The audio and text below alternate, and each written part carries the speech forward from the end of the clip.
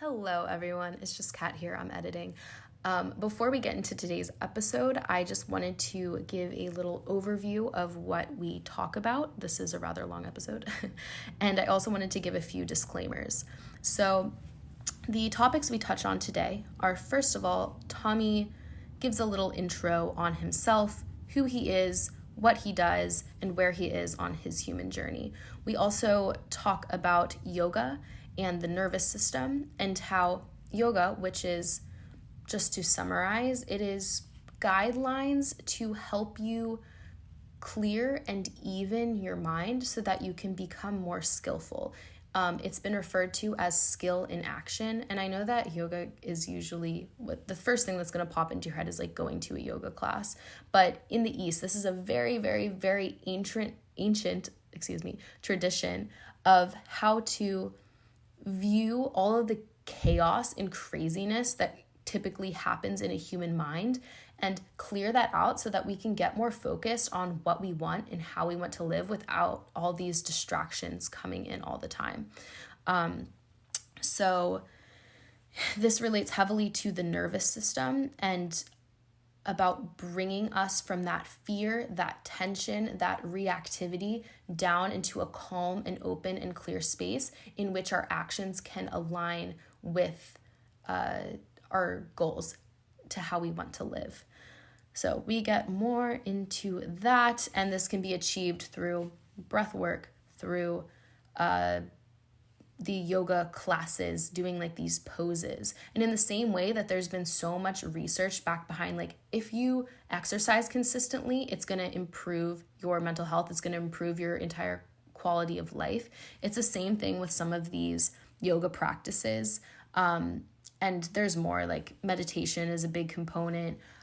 Living morally is a big component. And again, this is very tailored to the universe, to the individual. It's not telling you this is how you have to live. It's like begin to listen to yourself and begin to recognize how you're living and what you want, and are your actions in alignment with the kind of life that you want to live.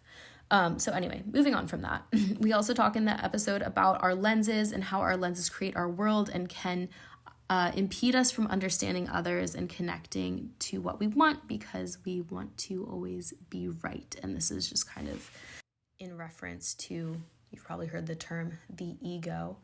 And these lenses have been building our entire lives through society, through our experiences, and it can just be so helpful to begin to recognize these lenses and find which ones are no longer serving us, which ones are making us unhappy.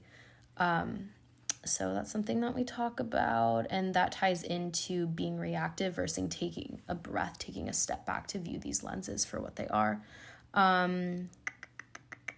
We talk about not taking things personally. We talk about your why. As you can see in the title of today's episode, a big thing that we're talking about is discipline. So finding your why. Why do you want to do anything? And if you can connect to that every single day, it's going to bring you into closer and closer alignment with being on the path to what you want to achieve and how you want to show up every day for yourself and for others. We also have a big section on fear and how our bodies store trauma and how it's not just a mental thing, and how some of these more somatic or, getting out of your mind and into your body can be so healing and so powerful. And this is something that's being researched more and more within the literature on how to work through trauma. You can't just think about it. You can't just talk about it, because you're trying to fix thoughts with more thoughts. And sometimes you need to, as I mentioned before, get out of the mind and into the body and let your body, which is this like very wise thing, begin to heal that for you. And this is something I'd love to get into in a future episode, but like animals, for example, if they're being chased by a lion, okay, like a gazelle, that's a very traumatic experience. You are on the brink of death. A gazelle gets away, it shakes it out, it has this somatic experience to like physically release that trauma, and then 10 minutes later, it's back to sleeping and eating and mating.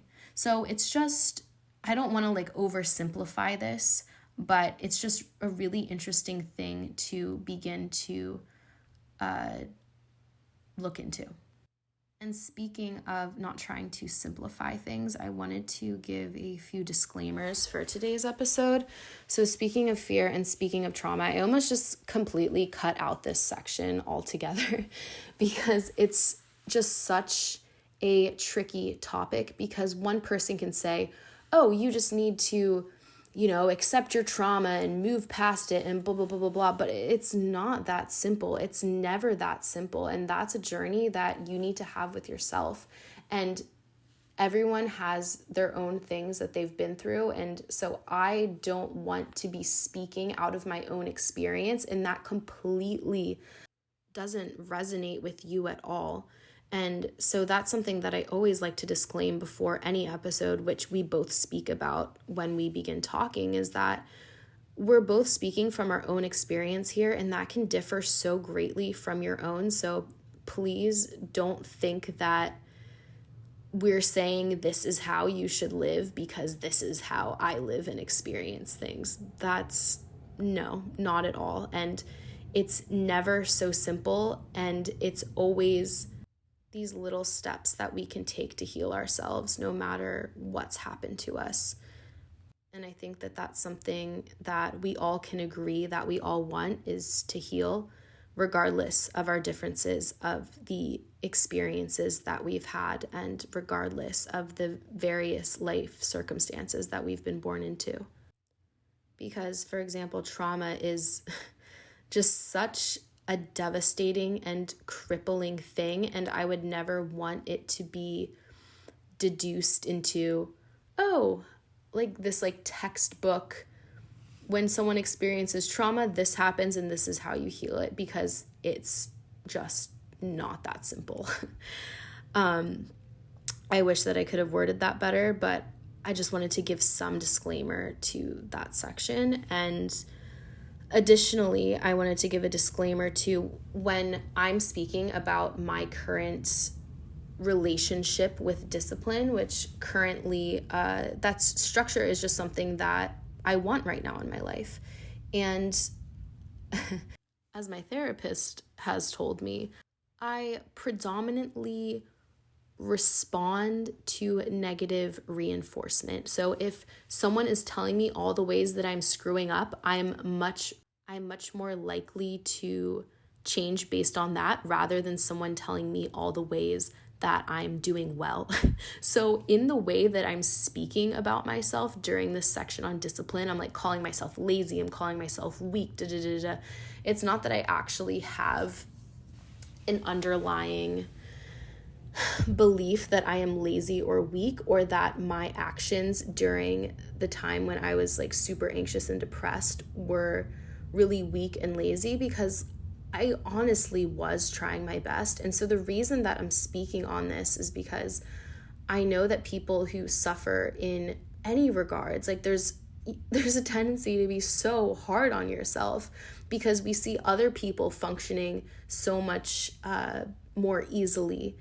And so I just wanted to touch on that, to validate that when you're going through a dark time, you can have the best intentions, but sometimes it just takes a lot of patience, and it's all so uncertain. And that doesn't mean that you're lazy, and that doesn't mean that you're weak. It means that you're a human being and you're going through a human experience, and we don't know why, but you're choosing to want growth and want connection and want better for yourself and those around you. And if you need to call yourself weak and lazy to get there, then do it. And maybe in a few weeks or few months, that's something that no longer works for you. So I just wanted to touch on that as well, because I know, especially like when it comes to mental health stuff, there's like such a stigma to call people who, and I'm not just like speaking about myself, like honestly, this isn't something that I take offense to personally, but I know that there is a tendency for people who are experiencing darkness in their lives to be judged and looked upon as being lazy and incompetent and whatever it may be. And so just some reassurance that I know that you're trying your best, and I know that it's not as simple as it looks from an outside perspective. Okay, those are my little disclaimers, which just turned into a 10-minute intro, so I apologize for that. Finally, what we close on with is diving into the chakra system.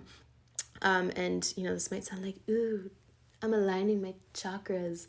But it provides a really cool blueprint to how we can connect to ourselves more, and how we can start from the ground up and build firm foundations within our life so that we have the capacity to continue to expand. And so, starting with meeting our basic needs, and then moving into connecting with ourselves, and then putting action out into the world, and then, being able to give and receive love, and be able to be honest, and be able to have wisdom, and be able to feel the connection to all of life around us, whatever it may be. So, without further ado, thank you for listening, and let's get into the episode. Bam. What's up?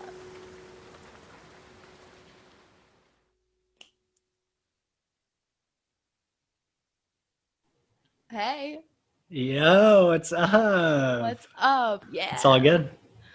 All right. Woo! Dude, I'm so excited to have you on the Oh, podcast. I also haven't recorded one of these in like a month or two. well, I've never recorded one, so. Well, here you are. I'm excited. I'm excited to get Oh, back me into too. this, and especially to have a conversation with you, because Tommy and I met when we were doing our yoga teacher training, and the conversations that we would have even before I ever had an idea of doing a podcast, we were just like, damn it, I wish that someone was recording our conversations, because they're just so good. Or maybe we just Yeah. thought they were really good, but yeah, so I'm really excited. And I think it's the way that you speak is just filled with so much charisma that Hmm. I can't have a bad conversation with you, because you're so lit up about everything. Well, everything that you're saying, I reflect back to you, and I mean, I think one of the reasons we have such great conversations is you are so curious and you ask really good questions. So, I'll even earlier this week, I was thinking about this podcast. I was like, oh, I'm gonna be on this podcast. We're so excited. I mean, we literally talk once a month, so for an hour. Mm-hmm. Yeah. But I was having basically just in my head, I was having a conversation of myself and my perspective of your perspective. I was asking myself questions from your perspective. That's how awesome our conversations are. They literally transcend our conversations. When we're not even with each other, we can still have a conversation with each other. Exactly. Well, let me just give a little intro to the podcast, if anyone is new here or returning or whatever it may be. There we go, better angle. It's super casual. The whole point, the podcast is called This Human Thing, so it's about exactly that, this human experience that we're all having. And there's a lot of similarities, there's a lot of differences, there's a lot of opinions on how to do it correctly and how to do it incorrectly.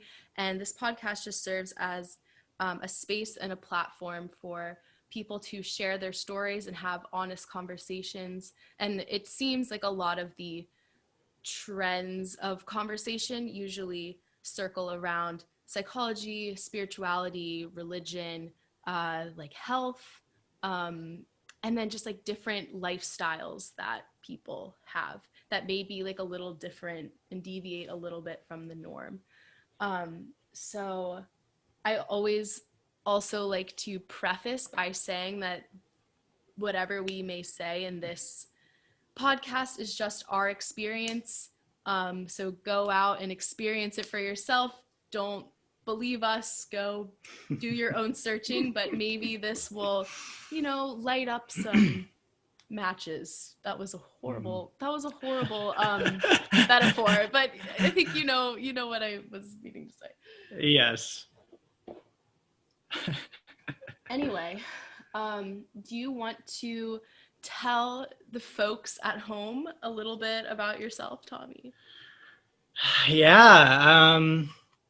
I know people usually start that question with like what I do, and I'll get to that in a second. But I think really the most important thing that I've found within myself over the last 4 or 5 years has just been my dedication to following my heart. And that starts with knowing what your heart wants, which involves quieting your mind.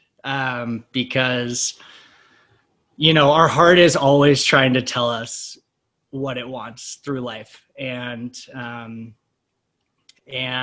our mind can be the most powerful tool we have to achieving those dreams, to following our heart and actually figuring out how to make what we really desire happen in our lives. And it can also be the biggest reason that you talk yourself out of doing what you want to do. And I think that dichotomy is something that I've been exploring a lot recently. It's something that I've always felt, but I haven't really had the language to express it. But beyond just what I've been experiencing, what I would say spend most of my time doing is since 2015, I've been working in the wine industry. So I grew up, my family has a winery in just outside of Seattle in Woodinville. And we have a vineyard out in Walla Walla, Washington. And I'm actually living in a house like less than 10 minutes from it. I'm just living out in the countryside. It's amazing. So peaceful. And I've worked 2 harvests in Woodinville, outside of Seattle. I've worked a wine harvest down in Australia right before I went to Bali to do my yoga teacher training. I've worked a harvest down in Mendoza and Argentina. And then I just worked 3 wine harvests in St. Helena, right in Napa. So I've kind of been going all over the place. This is the first time I feel like I've had roots down in so long, which I've loved, just being a free spirit kind of nomad. Like I wouldn't have traded it for anything, but there was something about just packing my bag and knowing that it was going to be the last time I packed my bag in a while. Like that just felt so relaxing, so grounding. Just been an amazing adventure. But I think after all of these years of moving around and finding what I want to do over these next 5-10 years, I've found that right now it's the perfect time for me to settle down, especially to a place like this. I'm living on an orchard, I don't even have neighbors. So I do that. And then I actually just started, in 2017, I started taking yoga. I had taking yoga classes. I had an injury in my arm. Like my arm was so tensed up when I straightened it, I couldn't move my wrist up and down. And one day it just like, I was feeling a stretch in my ligament in my finger, and I thought it was that. And then I realized, and in our yoga teacher training, actually, our anatomy teacher said it's the victim that cries out, not the culprit. And I always will remember that, because it wasn't the original space that I was feeling, the pain or the tension wasn't the source of it. And so I went to the doctor. They gave me a muscle relaxer or whatever. And that just didn't work at all. And I was like, I feel like I need to go to a yoga class. Like I had not really been to a yoga class before. I'd done some like P90X yoga for basketball in high school. It's a little different, but I remember P90X yoga. That was intense. Honestly? An hour and a half. I kind of want to do that again. I know. I'm eating vitamins right now, so. Oh, okay, nice. What vitamins? I have to buy gummy vitamins because otherwise I won't take them. Oh, okay. I need to get on my vitamin game. Mhm. But and so I finally after a month, because it was one of those things like, and so many people get held back from this, and I encourage people not to.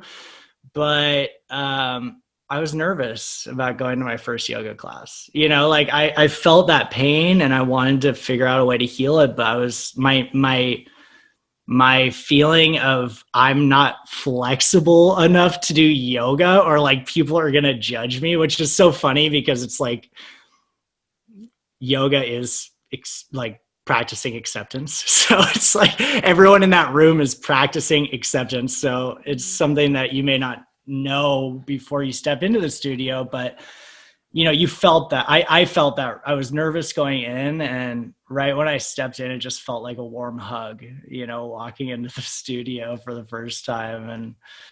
And I immediately started doing 4 or 5 classes a week.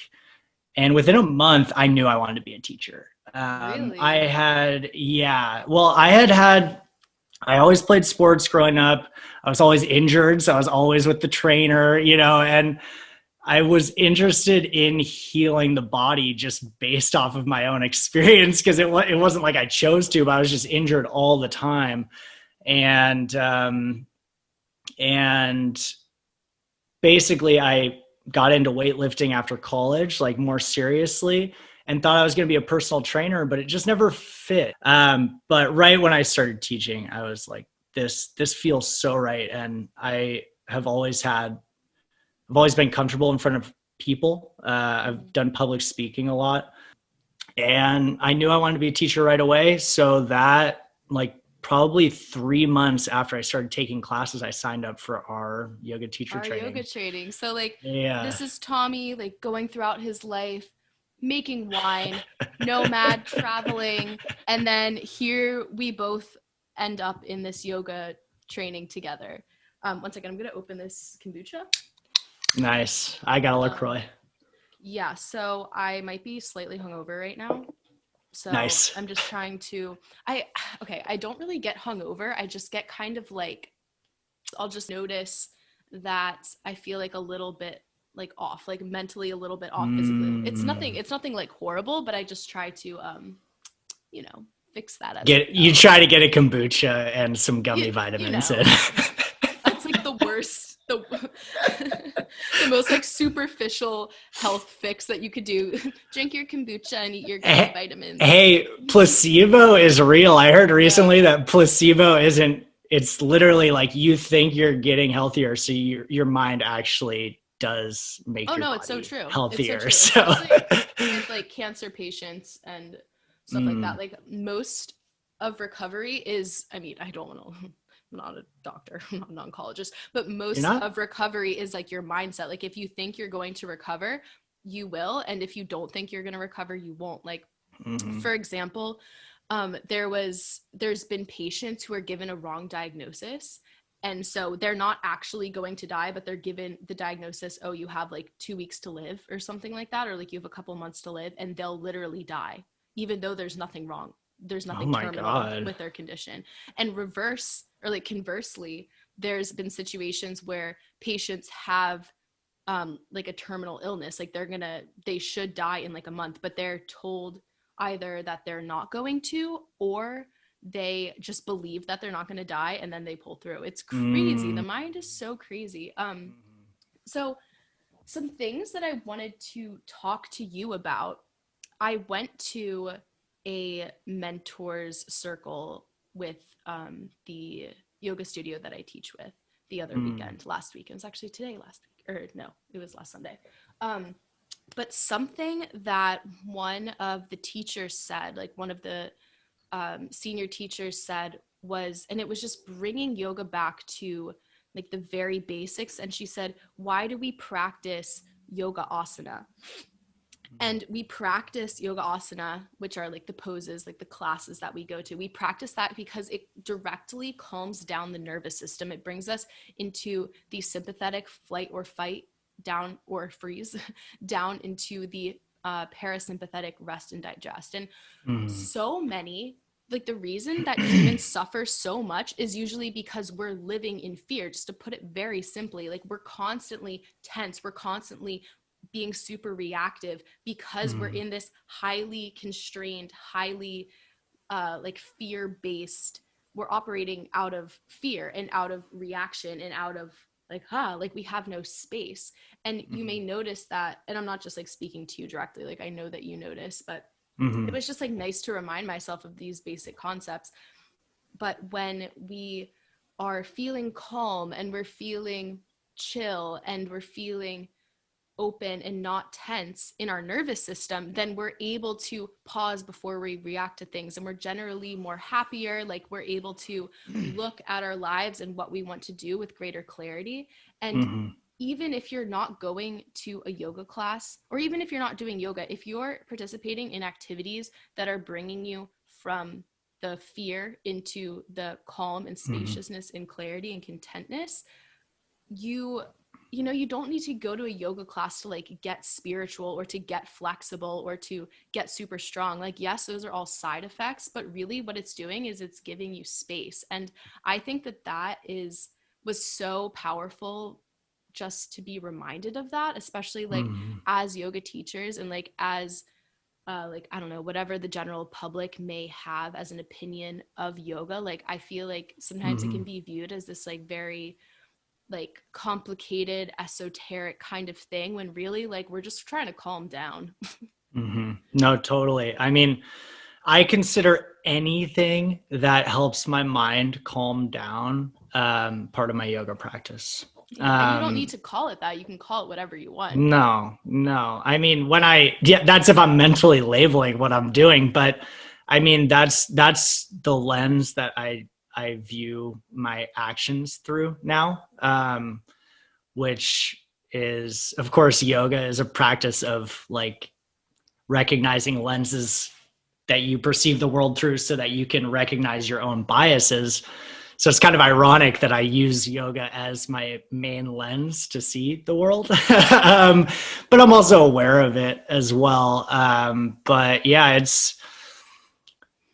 I love, like, my body feels really good. I still practice probably yoga asana like probably three times a week. Like, it's not, people just assume that I practice it every day, you know, and that's not the case for me. That's the case for a lot of people. And that's amazing. For me,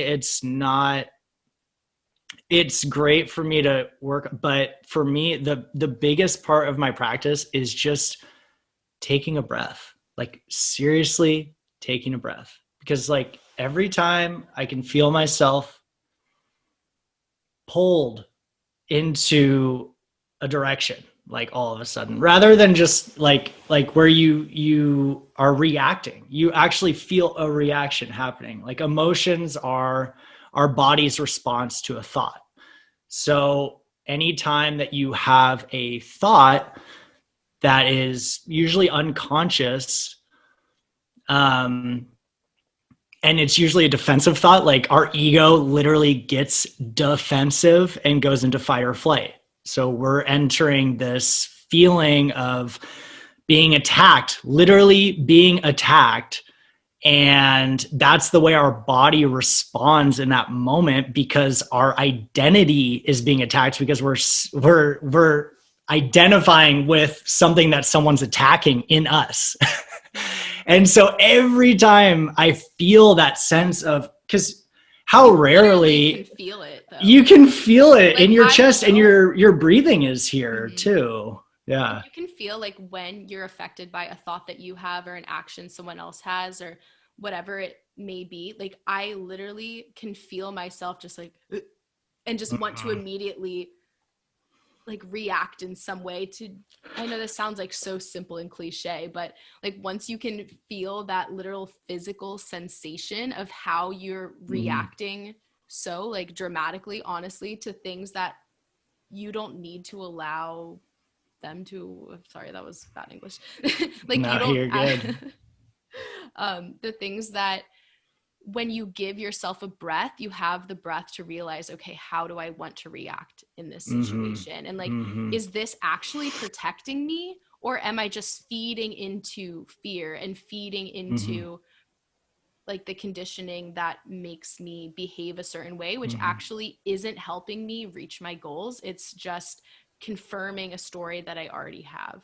And that's actually something that I love discussing when it comes to karma, because karma, everyone, like the main idea of it that people think it is that it's like you do something and then something happens to you, which is kind of true, but it's not that simple. And there are plenty of ways to look at karma and to perceive it. This is one of the ways that's the funny thing about some of these concepts. I look at karma in several different ways and all of them help me. So the one that I really see though is like you do something, let's say you do something like steal, like you steal something and it makes you feel guilty. Like I can feel right now, if you just close your eyes and just think about the feeling of guilt and how all encompassing of your energy that feeling is. It's so like, it's like deep in your belly. You feel nauseous. Like guilt literally feels like nausea. And when I feel guilty, I can't think about anything else. Like guilt will stay with me for months. And so let's take an action that I did that made me feel guilty. So that action has the consequence in my mind of guilt, and it's creating that feeling in my body. And so the karmic cycle, if you don't break the karmic cycle, is basically that is you will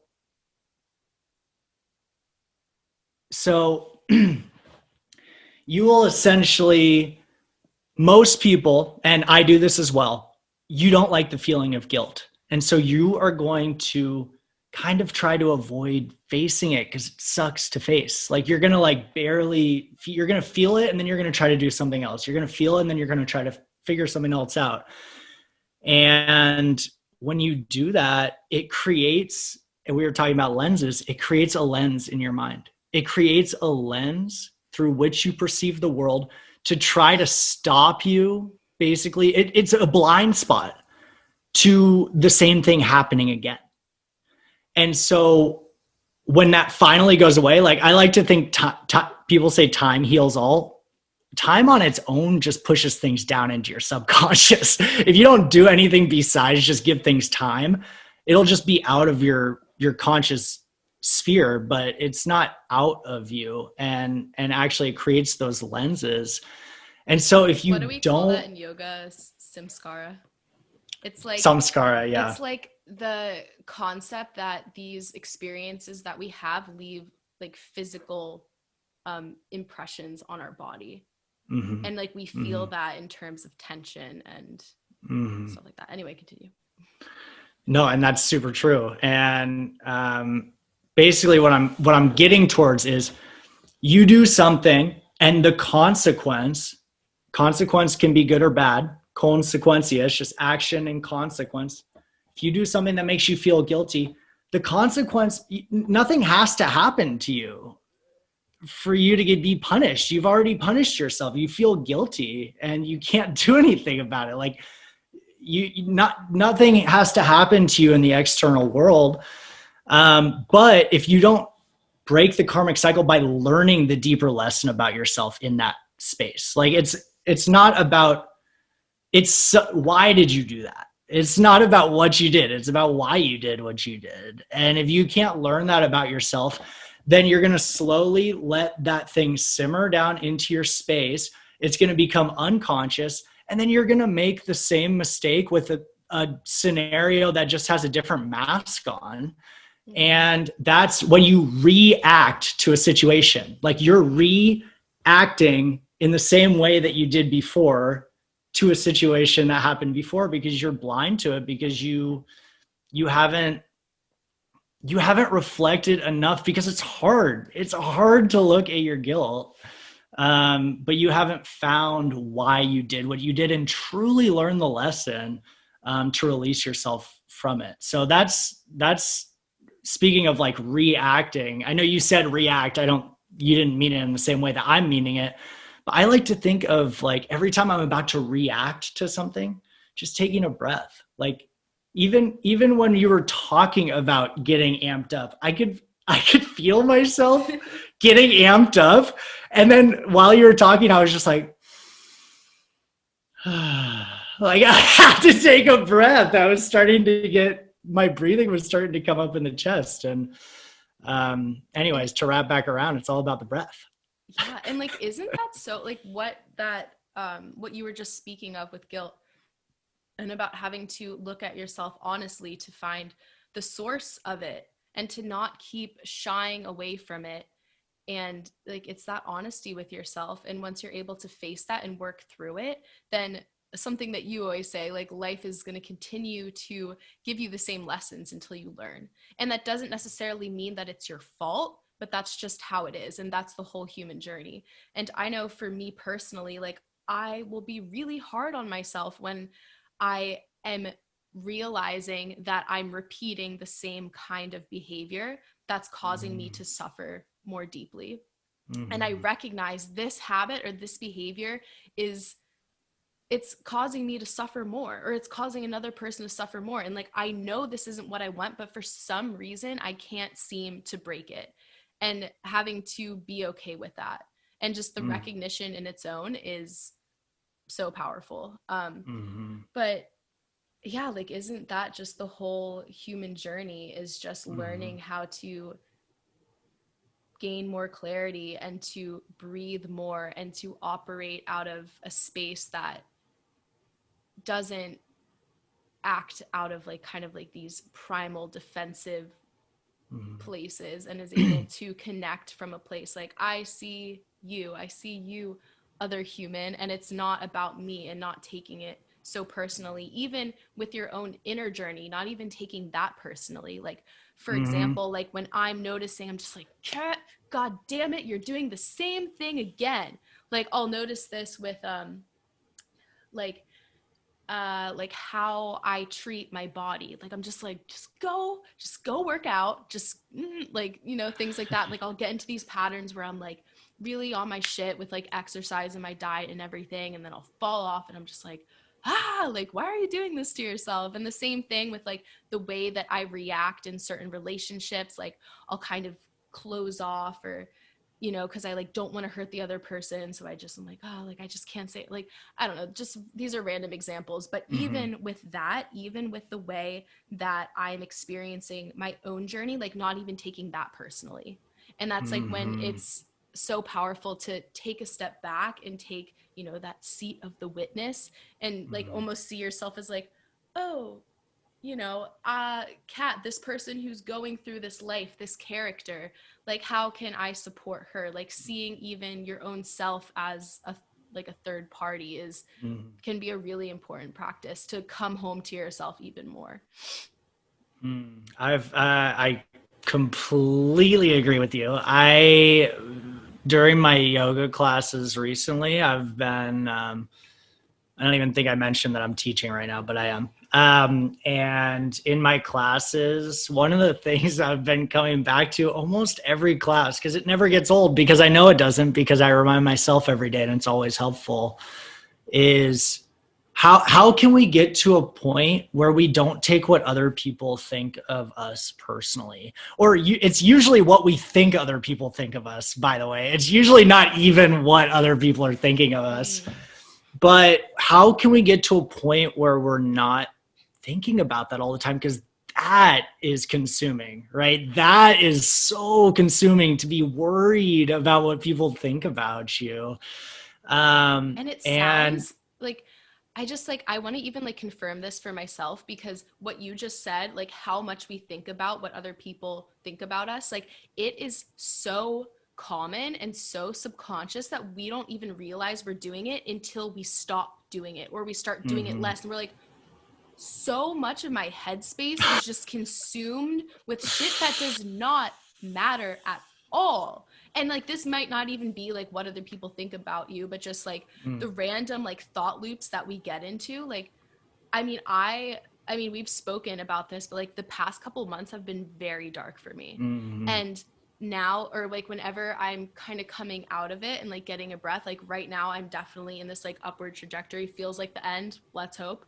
But whenever I kind of get a breath and get out of that gunk, I just like, I look back and I'm like, oh my God, what was I doing? Like, Jesus. But it's like, it's not necessarily my fault. It's just like, it factually, it just is what it is. And hopefully I can learn from that and not go back into those same patterns and those same habits. But it's just, well, speaking about living in fear and acting out of fear, like that, for me, that has been that like worry, being fearful of what, let's just call it fear, because that's what it is. Being afraid of what other people think about you. That, to me, in my experience, when I'm not even going to say I released it, I would say that when it comes into my space, I recognize it because I have released so much of my grasp on it.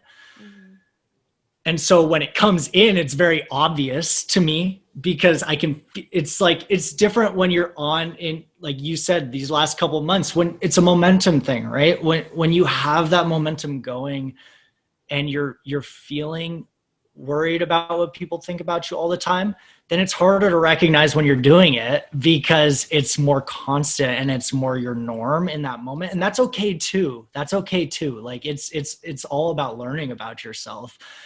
But when you are in a good space, like you were saying, like where you're a little more clear on yourself and you're able to take that breath, when you're able to know when to take that breath, then when that comes in, you can feel it. We were just talking about how you can actually feel it in the body, but that takes being able to be aware of it. And so to go back, I'm not going to say I released, but when I found a way to start releasing and to be able to recognize all of those times that I feel worried about what other people think, the real lesson that I've learned is the ability to not take what other people think or say personally starts with you not taking what you think personally. Like allowing your thoughts to just be that, just be your thoughts. And yes, your thoughts are, they're a product of your environment. Like I believe there's always this question of whether we are just like robots, right? Are we just completely products of our environment? Which I think about all the time because I just find that interesting, that kind of question. And I think it comes down to like, I think our deeper essence is choice. Like, I think that we have agency. And that's what sets us apart from like an animal. That's what I think. That's how I view it. I think that our mind is a product of our environment. Like, you cannot control your thoughts, but you can create environments that support the kind of environment that you want your mind to be in. That's why the first yama in yoga, the first limb, is cleanliness, because like literally a clean environment supports a clear mind. Like that you don't even need to believe anything to notice that. That's, to me, so obvious if you just notice the state of your mind in a dirty room versus a clean room. And cleanliness doesn't just mean physically clean, but that's part of it. And I've just, as you support your mind in these different ways, you can still not take what it is personally, because it's not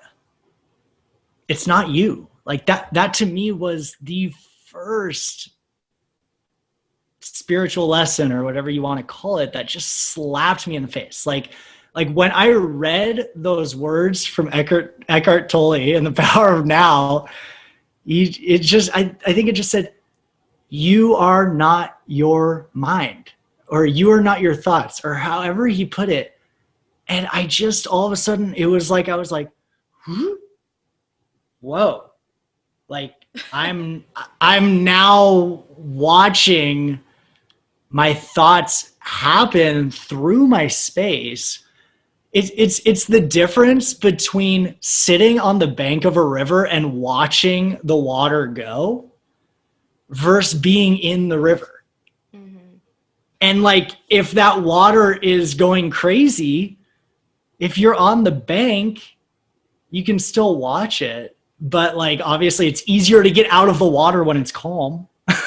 Yeah, that's so true. And isn't that so funny how that's probably the basic principle of any like spiritual teaching, is that all of our suffering arises from identification with the mind. And when we say the mind, that includes our relationships, and that includes our environment, and that includes the shit that happens to us, because it's all going through this filter of our mind, which is deciding what is a good experience and what is a bad experience. And not even talking in terms of like safety and like survival, but just in terms of like, I like this person, I like to do this activity, like like everything is getting filtered through your preferences in the mind. And because of that, if you're identified with any aspect of it and it's not going your way, you're going to suffer. And we can't control everything that's happening to us. And that's why we get sad or angry or fearful or whatever it may be. Like, taking my own life as an example, the past couple of months, I was like, if one more thing goes wrong, I'm going to lose it. And I'm like, you lost it a while ago, honey. But if you're at like, that point, I was like, like I just could not understand. But the thing is when you get into these spaces of like being the victim, which again is not your fault, and you can't just choose like, okay, I'm not going to be a victim anymore. Like, it's not that simple. But just from a removed perspective, looking back at myself and even looking at my own experience now, I can see, okay, but you're constantly feeding into this story of life is out to get you, and that things are hard, and that everything is difficult, and that you constantly have to force, and that you're scared that you're going to wake up tomorrow and things are going to just keep continuously getting worse. And anytime that you feel happy, you're scared that it's just going to go away again. And then it was just kind of like a tease. So, and the more that you're feeding into the darkness, the more darkness you're going to experience in your life. And the more that you're feeding into the light, even if you have to fake it so hard that you're just like disgusted with yourself, you're like, this is a lie. Like, that's the reality that you're going to build. And so that's what I've been focused on this year. We've had this conversation earlier about building a strong foundation and building roots in soil that, oh God, sometimes my metaphors just get a little cheesy, in soil that is nurturing, and like in a field where you want to be and where you're going to be supported. And no one can build that for you. No one can grow those roots for you except for yourself. And I think that I was like, I just didn't trust myself that I would be able to do that, because I've let myself down so many times.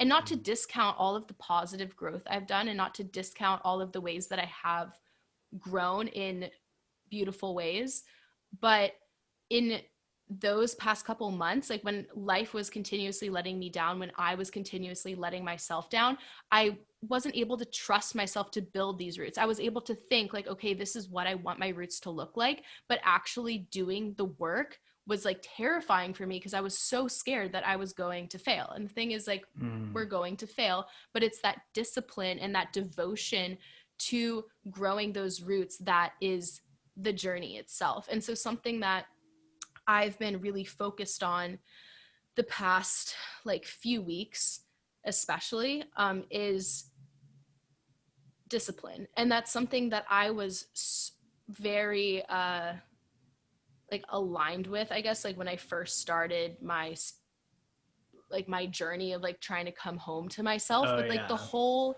the whole concept that discipline equals freedom, and the more discipline that you're able to instill in your life, the more space you are going to realize to have that headspace and have that body space and like really feel alive and connected, because you have taken the time and the energy and the devotion to grow really deep roots. And I've also recognized, like, every time that I'm feeling that reaction of like fear or feeling like I can't do it, whatever it may need to be, whether it's, again, this could be anything, like stuff on my to-do list, making sure that I have a strong foundation in what I'm eating, what I'm putting into my body, what I'm consuming, whether that be food or exercise or media or relationships or whatever it may be.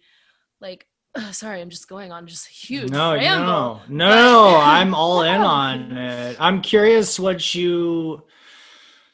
discipline's such an interesting concept. Yeah. And I haven't even like really, I mean, obviously I think about discipline, but what do you mean by discipline exactly? So discipline is, okay, so you have yourself here as you are, your current self. And then you also have this higher self, which is like the most ideal version of yourself. And in between those two selves is this disparity. And that disparity you can either see as the source of so much of your suffering, or you can see it as the game, which is life. And to get from your current self to your ideal self, there's work. In that disparity is work. And so if you're cool with it, you don't need to put in that work. You can stay where you are, and like maybe you'll get a little bit closer just because, you know, the way that life is. But if you really set your eyes and fix your gaze upon this goal, and doing so with kindness and doing so with the understanding that you're going to mess up, but every time you mess up, you keep going. And this doesn't have to be like a super like hard, like, like kind of thing, but it's just the dedication and the consistency. And when things feel hard or things feel forced, you got to let go of that attachment to that emotion and that identification with that emotion and just keep going. And so that's been something for me since I've been feeling so discouraged so often. Recently, when I've been noticing that discouragement, I'm just like, no, I don't need to identify with this emotion as me being someone who can't accomplish what I want to accomplish, and just literally let it go. Just like I see the discouragement and the fear and the frustration and the laziness and the weakness come up, and I can choose to identify with that and be like, yeah, I was never going to get there anyway. And then just like go back towards ideals or towards current self. Or I can recognize these emotions and these thoughts that I'm having, and I can choose to not identify with them and say, yeah, of course I'm going to have those thoughts, because current me is the person who has those thoughts. But if I want to get towards ideal me, I need to start having the thoughts that ideal me would have. And ideal me would see the laziness and see the frustration and the discouragement and say like, okay, yeah, I understand. Like, life is hard, but that doesn't mean that I'm going to not try. And then I'm going to like give it my damn hardest. This sounds like such like a cheesy, like motivational. No, I totally, like, I'm so here right now. Like so here right now. I feel you. I think something that was just coming up for me as you were speaking about discipline, because to me, this is actually really eye-opening, because I do focus on discipline, because I find that for me, discipline is one of the things that doesn't necessarily come as easily. And so focusing on it allows me to, like you were saying, like find my ideal self and be my ideal self. But I think that discipline is most powerful. And I'm actually like, I'm bringing this into kind of Ayurveda a little bit, which all you need to, for people listening, like discipline is kind of like fire, right? It's kind of that fire element. I was literally just going to tie this in, so keep going. So discipline is fire, like, and everything's a balance. You can't just be disciplined. Discipline in itself is not enjoyable at all. And why are we here? We're here to enjoy our lives. Exactly. I mean, like, so I think that discipline, and then you can bring it to, of course, they're not really opposites, but to me, what balances each other out is the earth energy. And that is grace and comfort. And so having discipline, being able to give yourself grace when you break that discipline so you don't go into a spiral of self-pity.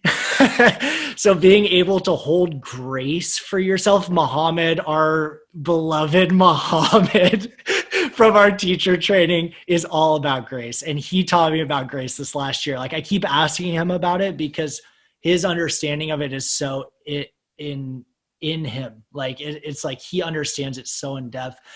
And then the third piece, which is like the air energy, is flexibility, openness. You know, what your disciplined, what your ideal self is right now is not who your ideal self will be tomorrow. Mm-hmm. And who your ideal self is tomorrow is definitely not going to be the same as 2 years from now. And so making sure you're not stuck on something, like you set goals. Like I remember listening to your New Year's resolution podcast, which, by the way, I'm like your biggest fan. So this is kind of a moment for me. But really allowing, like you guys were talking about, like you wanted to set intentions. I still like setting goals, but, and I work towards those goals. But I also try to stay aware of whether those goals are even serving me anymore. Mm-hmm. You got to keep checking back in. Are they even making my life better still? Like they were a month ago. Totally. So it's like, you have to be open. You have to hold grace for yourself. Mm-hmm. And then, and then being disciplined. And discipline, again, like that's for me, holding, being open is one of the things that comes naturally to me. And holding grace for myself, I mean, is also like, I feel very grateful that that's the case. But yeah, focusing on my fire, the other two kind of come naturally. So for me, discipline is the main focus to bring into my life. And I guess I'm curious, what is discipline, like the one that comes least naturally to you? Or okay, so first of all, thank you for bringing in that clarification, because I know that I just went on like a huge it was great thing. But yes, everything that you're saying is very important to keep in mind, because when we're experiencing anything in our lives, or when we're trying to figure out like, okay, how do I live? It's never one extreme. And that's why using like these elements as metaphors for how we are to live, like they need to be in balance. Like think of Avatar, they need to be in balance for there to be order in our lives. So yes, like you need the fire, you need the discipline, otherwise there's going to be no growth. And so you need that fire, but you also need that grounding so that you don't get so attached to growth that once you get there, you don't know who you are and why you were trying to get there in the first place. And you need that air so that you can feel connected to your purpose, and so that you feel spacious and you don't feel like, oh my God, if I don't get to this higher self, or I don't meet this goal, like there's no point for me living. Like you were saying, like the purpose of being alive is to be alive. The purpose of a human life is to experience a human life. Like there's no right or wrong way to do it. And then you also need, again, that water element to have the flexibility to check in every once in a while and be like, okay, like my goal is actually, like I thought it was over here, but actually it's over here. But I wouldn't know that it was over here until I like got to checkpoint A, because I couldn't see it from when I was at the start line, So thank you so much for clarifying all that. So for me, I like go through these phases, of course. So I feel like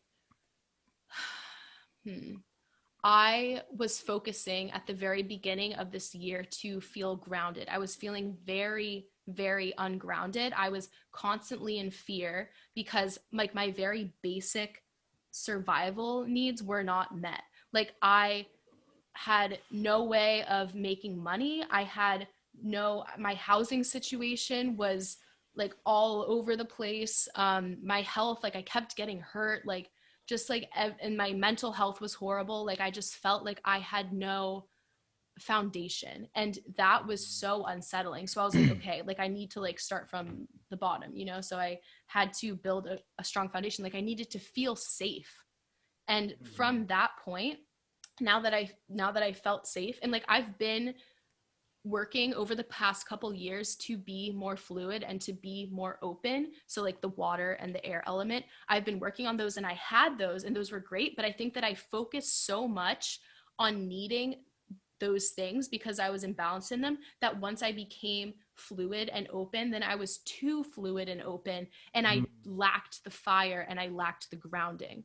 So I'm working on trying to balance that all out so that I can, you know, be someone who is open and someone who is flexible, but also someone who's very grounded and someone who's very driven. Because I think that that's something that I lost touch with this past year. And I was just like, oh, like things are just going to come to me, and like, yeah, I need to put in work, but like the universe is going to do the rest, and blah, blah, blah, blah, blah. You know, like getting into that kind of mindset, which like isn't necessarily a bad thing, but like if it works for you. the thing is like I'm recognizing that like I was just being lazy. Like I was like, I could call it whatever I wanted to, but like if I was getting frustrated that I wasn't seeing the results in my life that I wanted, and I like, you know, wasn't making the changes necessary, like, yeah, Kat, you were being lazy. You thought that there was some kind of shortcut that you could take. And sometimes there are. Life is a mysterious thing. I don't know. But like, I know for me that I needed to get kind of real with myself. You think you were mixing up surrender with laziness? Probably. Because bad shit kept happening to me. And I was just like, okay. I was like, okay, I guess this is what I need to experience. And the thing is, like, looking back, I don't think that anything was ever wrong. But now where I am, I'm like, okay, I don't want to go back to that dark place. So I'm going to now, with clear eyes, seeing what was happening in the past. You know, I can use the word lazy. Maybe, you know, they're just words. Who knows what was really happening? I don't know. But just going into my future, I want to do so with more clarity. And like we were talking about before, learning from your mistakes and seeing like how you function as a human, and like how you can best show up for yourself. And so like in my life right now, like what I want is discipline, and that it doesn't have to be like a super intense thing. So like as we were talking about in the beginning of the episode, like yoga as calming down the nervous system, I've been like really into like neurology and just like how the body works and stuff recently.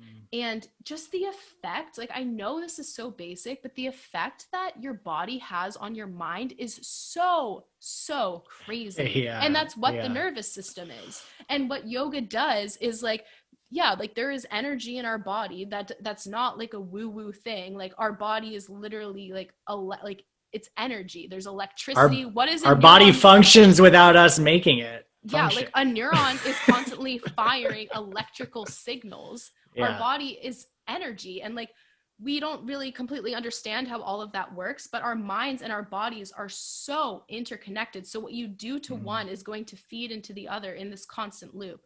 So like for me, I'm like, okay, if I want a firm foundation to like do all these crazy dreams that I want to do, I need to be really healthy physically, and I need to be really healthy mentally. Otherwise, I'm going to keep falling into these traps of me feeling lethargic and me feeling depressed. So like I need to get out of there by being really consistent with like my like spiritual practice, which like for me to keep a healthy mind, I need to be journaling. I need to be meditating. I need to be doing yoga, and and like praying and whatever else I want to do. And for my body, like I need to be constantly exercising. Just like for me, for my body, if I'm not moving, I get really foggy in my head and I get really lethargic in my body. So, and the same thing with food. Like I just need to be conscious of like what I'm eating so that it's really helping me feel alive, so that I have that kind of like platform to jump off of. So that's where I am with all of that. Yeah. Well, I think one thing you said it a little while ago, that was beautiful, by the way. And I love like we talk every month. And so we've just been on each other's journeys. Like this doesn't really feel different than the normal calls that we have every single month. I felt like in the beginning of this episode, like I was like, okay, this is what always happens with this podcast though, is we come in and there's this kind of expectation that like we need to like act a certain way. But the whole point of this is just for us to have a conversation that we would normally have. Mm-hmm. So like, I want to know what's going on in your life right now. And like, I also want to have like these kind of like existential conversations and whatever go through our existential crises. Like I want to talk about it all, and it's no different than when we're just having our normal monthly phone call. Totally. But yeah, I was gonna say is it's so interesting because I feel like I've seen you go through, like, honestly, what you're saying right now, I feel like you kind of were going through a similar phase last year for a period where you were like, I need to do this, and I need to do this, and I need to do this, and I need to do this, and then I'll be happy. I remember exactly. I know it was in like when quarantine first hit last year. Yeah. A year ago, pretty much. Yeah. Mm-hmm. And then you got to a place where you're like, I need to not need to do all of these things to be happy. Yeah. But the thing is, like, I totally agree. But those are like those phases of our life that we go through. Like, I'm sure. And like, I needed that discipline then to get me out of my like mental issues. Totally. That's what I need right now again, is to like, I need that discipline. And like, I grew so much in that time period last year when I was struggling. This was definitely like a new level of struggle.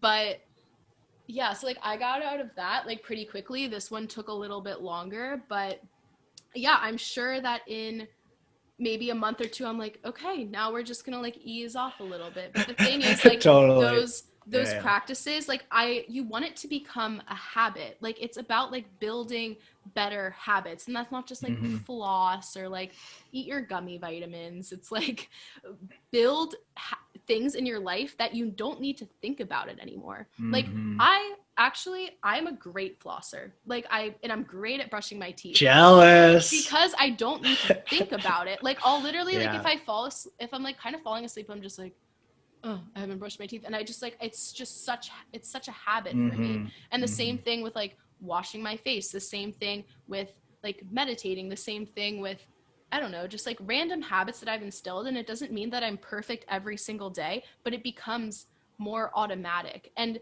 that's the thing with discipline and with the mind, is when you start something new, your mind is going to fight it because it's different and it's hard. And that's the learning curve. But the beautiful thing about the mind is this little thing called neuroplasticity. And so once you build that habit, it becomes easy. And that thing that was, you had to push so hard to do, now becomes easy. Like, so for example, like with exercise, if you're exercising at around the same time every day, your mind actually will begin to register that. And so your body is going to start producing endorphins and raising your energy around that time to prepare you for that workout. So after like a certain amount of time, you're actually going to begin to feel like energized for that workout automatically. Wow, I didn't even know that. That's wild. Yeah. And it's the same thing. Like, if you eat at pretty much the same time every day, like your body is going to get hungry at that time.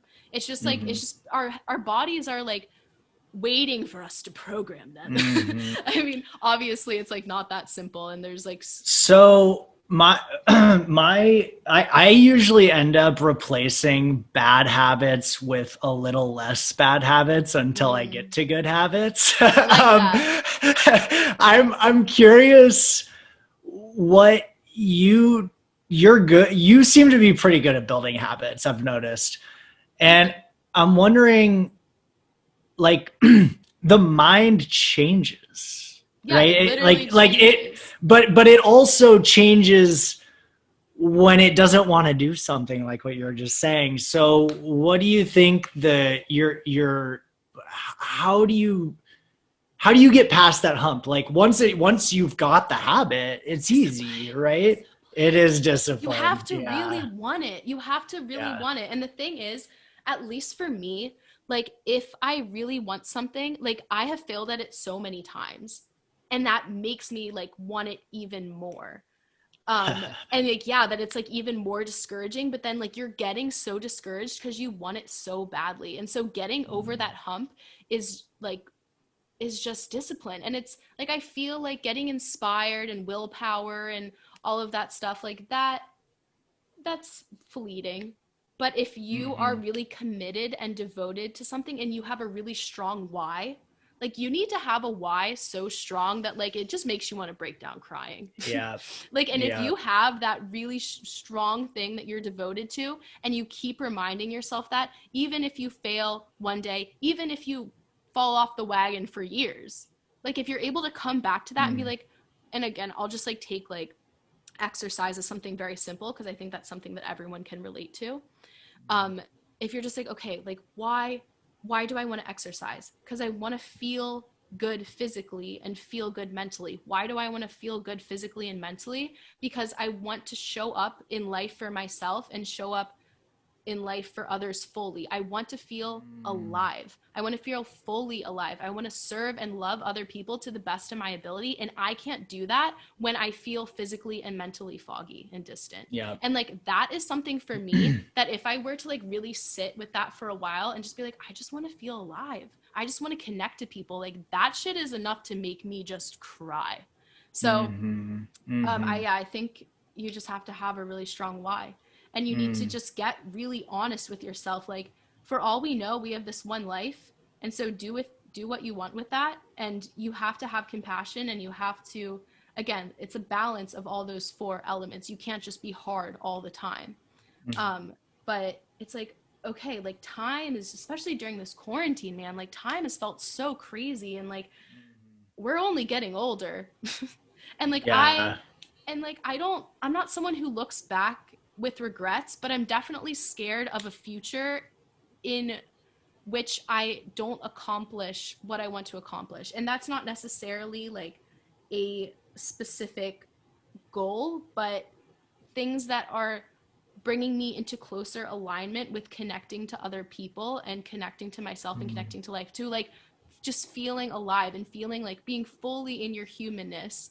And So yeah. you're scared of maybe feeling regret in the future?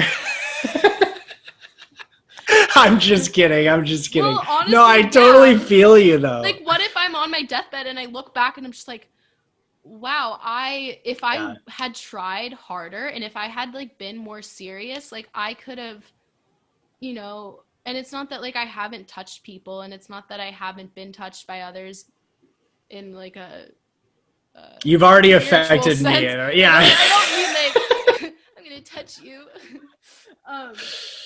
Yeah, it's not that like that doesn't happen, but it's just kind of knowing like, okay, like it could have been more. Like there's, and I believe that everything happens for a reason, and those times where we feel disconnected from other people and those times of darkness, like those serve to create like more tragedy for the romance. I was like writing this really cheesy thing yesterday. I was just like, like I was like, in romance, there's always tragedy, and it makes the love story better. And like, like referring that to my life is like, if you see life as this like love story, like think of like Romeo and Juliet, like the most cliche one. Like if there hadn't been so much tragedy, there wouldn't be that desire. There wouldn't be something to lose, like you don't take it for granted if there's not like bad stuff happening. And I found that every time I'm in a dark place, like it helps me to understand suffering more, and it makes me want to be there for other people more, and it just lends to me being more empathetic and more caring and understanding, making it less personal about me, because I know how horrible life can be. And again, like in my own way, like I'm not trying to compare myself to anyone else, but for sure.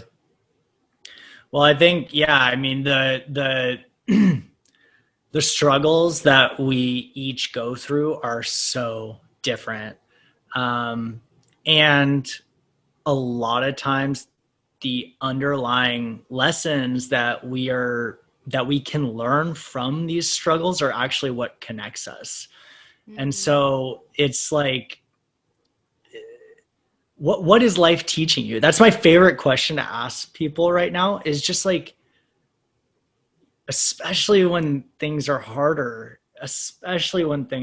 like, what is life teaching you right now? Because life is always teaching you something. And I'm going to go on a little tangent here, because there's something else I wanted to say Please. from way earlier, but I think is super important to remember when you think about empathy and thinking about other people is, you were talking about how, you were like, before, when we were talking about fear, most of the time when I'm talking about fear, I'm talking about like ego fear. I'm talking about fear in the mind that doesn't need to be there because you're not actually in danger, right? You're not in physical danger, which is what fear is for. Fear is for us to be able to get out of danger. But you touched on the time where you were financially unstable, which created fear in your life, and that fear is much more real because it's there. Like it's not, and especially for people that actually face violence on a daily basis, whether that's physical violence or emotional violence.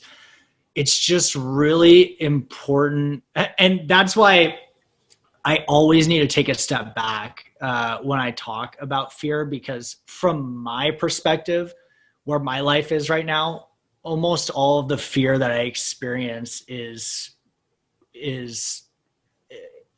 I don't want to say inappropriate, but it's not like appropriate. It's not appropriate for me to be feeling that fear in that moment. I might be on my emails, you know what I mean? But it's important to remember, like, it's the root chakra, like the chakra system. Basically, there's all of these different things that you need to work through, and the root chakra is the first one. And if that is not taken care of, you can't become your best self. You need stability in your life. And so if you are experiencing like daily emotional or physical violence, then it's not the same thing. I have to remind myself of that all the time because I don't experience that often, but I have to remember that when I speak about fear, I'm speaking about fear that I don't need to be having right now. But it's not being, it's being brought on by myself. It's not being brought on by somebody else. I think that's super important, because even if someone's like listening to this, or if you're having a conversation with another person, like, you always need to meet them where they are. So like, for example, Taylor and I were my roommate, we were talking about when like we were both going through a lot of shit, and it's like, you can't, like, for example, how right now I'm like on this like discipline kick. I wouldn't be able, like, if Taylor had told me when I was like in like a really, really low place like a few weeks ago, if she were to tell me like, oh, well, actually what you need to do is just like go to the gym more, and you need to be meditating more, and you need to like go do this for your job or whatever, like, I would be like, shut up, like, you I'm like, I can't. And the thing is, like, I know that people who haven't experienced like mental health issues, they're just like, okay, like, what do you mean you can't? Yeah, you can. But it's like, in that moment, like, you literally cannot. You can't. And so I think that like meeting people where they are is so important, especially when you were talking about like the chakra system, for example. It's the same thing as this principle of Maslow's hierarchy of needs, where at the bottom is safety. And so safety in your physical environment, safety in your inner environment as well. Because if you're not feeling safe in your mind, it's not the same as not feeling safe in your physical environment, but it has the same effect. It has the same effect of making you, again, fight or fly, flee, Run, or freeze. Yeah. So like when you're having this inner turmoil, you're either going to fight it, you're going to be fighting your thoughts, combating everything. You're going to flee, you're going to run away, you're going to ignore your thoughts or whatever's going on inside of you, or you're going to freeze, and you're just going to feel so frozen with like anxiety or so numb with depression that you just do nothing. And I guess that's all I have to say. No, thank you for that. I hadn't even thought of it that way really, but yeah, that was really well said. Thank you. We'll keep going. So you said that you wanted to go back, or you wanted to tie back to that fear thing earlier about like fear that you can recognize as being the ego.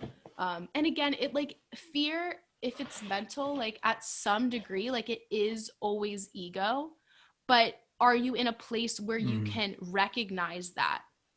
Because when you're, for example, super depressed, maybe you can label it, but you're not going to be able to really truly detach from that until you get up into those higher levels, like in like Maslow's hierarchy of needs. So like if you're in red, you're not going to be able to detach from your ego when you are fighting for your safety. You need to go up into like, okay, now I have my basic needs met. Okay, now I have like connection and a community. Okay, like now my health, so Well, the way that I like to look at the progression is literally just through the chakra system. I mean, it's like the same thing pretty much. Yeah, you start with your basic needs. If you don't have money in a society where money is essential for survival, then the only thing that you can think about is money.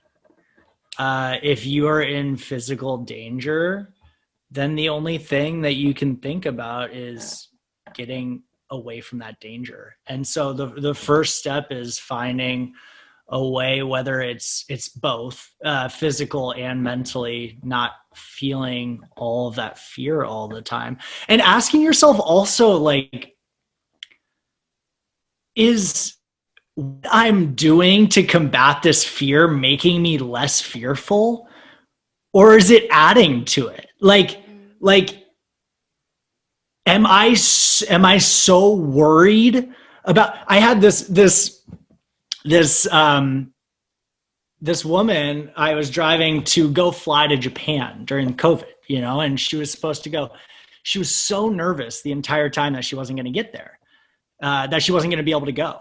And she actually went all the way there, and they sent her back on the next flight out. She literally flew all the way to Japan and then flew all the way back. She was there for like 30 minutes. That's like a 20-hour flight. Right. And so it sounds awful, right? And the first thing she said when she got back was, she was like, the fear of that happening was so much worse than it actually happening.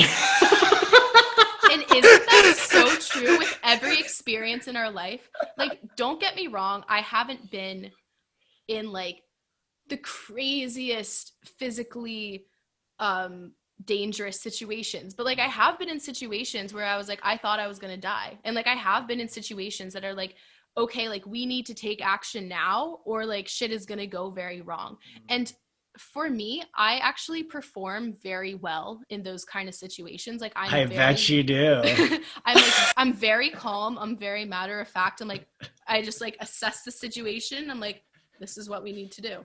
The thing is, like, it's so interesting because in those situations, like, yes, I may be scared. I may be feeling my heart pounding. I might be feeling like all of those physical things that go along with fear. And yet my mind is very clear. And it's just so interesting that, like, for example, if I am fearful of something happening, or I'm experiencing just fear and turmoil within my mind, like that feels so bad. But say like I am, like, for example, when I sliced my leg open, when I'm just like holding my leg together, like going to the hospital, like I'm just like, yeah, this is what it is. And like the actual event, like you were saying, is not so horrible. Mm-hmm. It's not. It's like all of our mental reactions to the thing that make any situation suffering, or just it is what it is. Well, every time you have if you have a memory that's really traumatic, every time you replay it in your mind, your body goes through the same reaction it went through when it happened to you. You know, so that's crazy, right? Your body reacts to a memory the same way it reacts to the thing actually happening. So, not that you shouldn't remember things, like that's definitely not what I'm saying. But it's just important to breathe. Again, coming back to it, like when you're remembering something that's really hard, because it's important to not push it away. You have to remember to breathe while you're doing it. And anyways, going back, I'm going to go back to the chakras because I'm actually excited about this. But just a quick note on that. Oh, yeah. Like that is just, again, what we were talking about in the beginning of the episode with the samskaras. Like, again, a lot of these a lot of this Eastern terminology that we're using, like it has a basis in Western medicine. Like they've been able to make the connections. We're just calling it different things because we see through like a lot of our studies have been of yoga. So like a samskara, the way that a body keeps the score of something, you know, either traumatic or something wonderful, it's literally in our bodies keeping track of that. And like there's research that backs this up.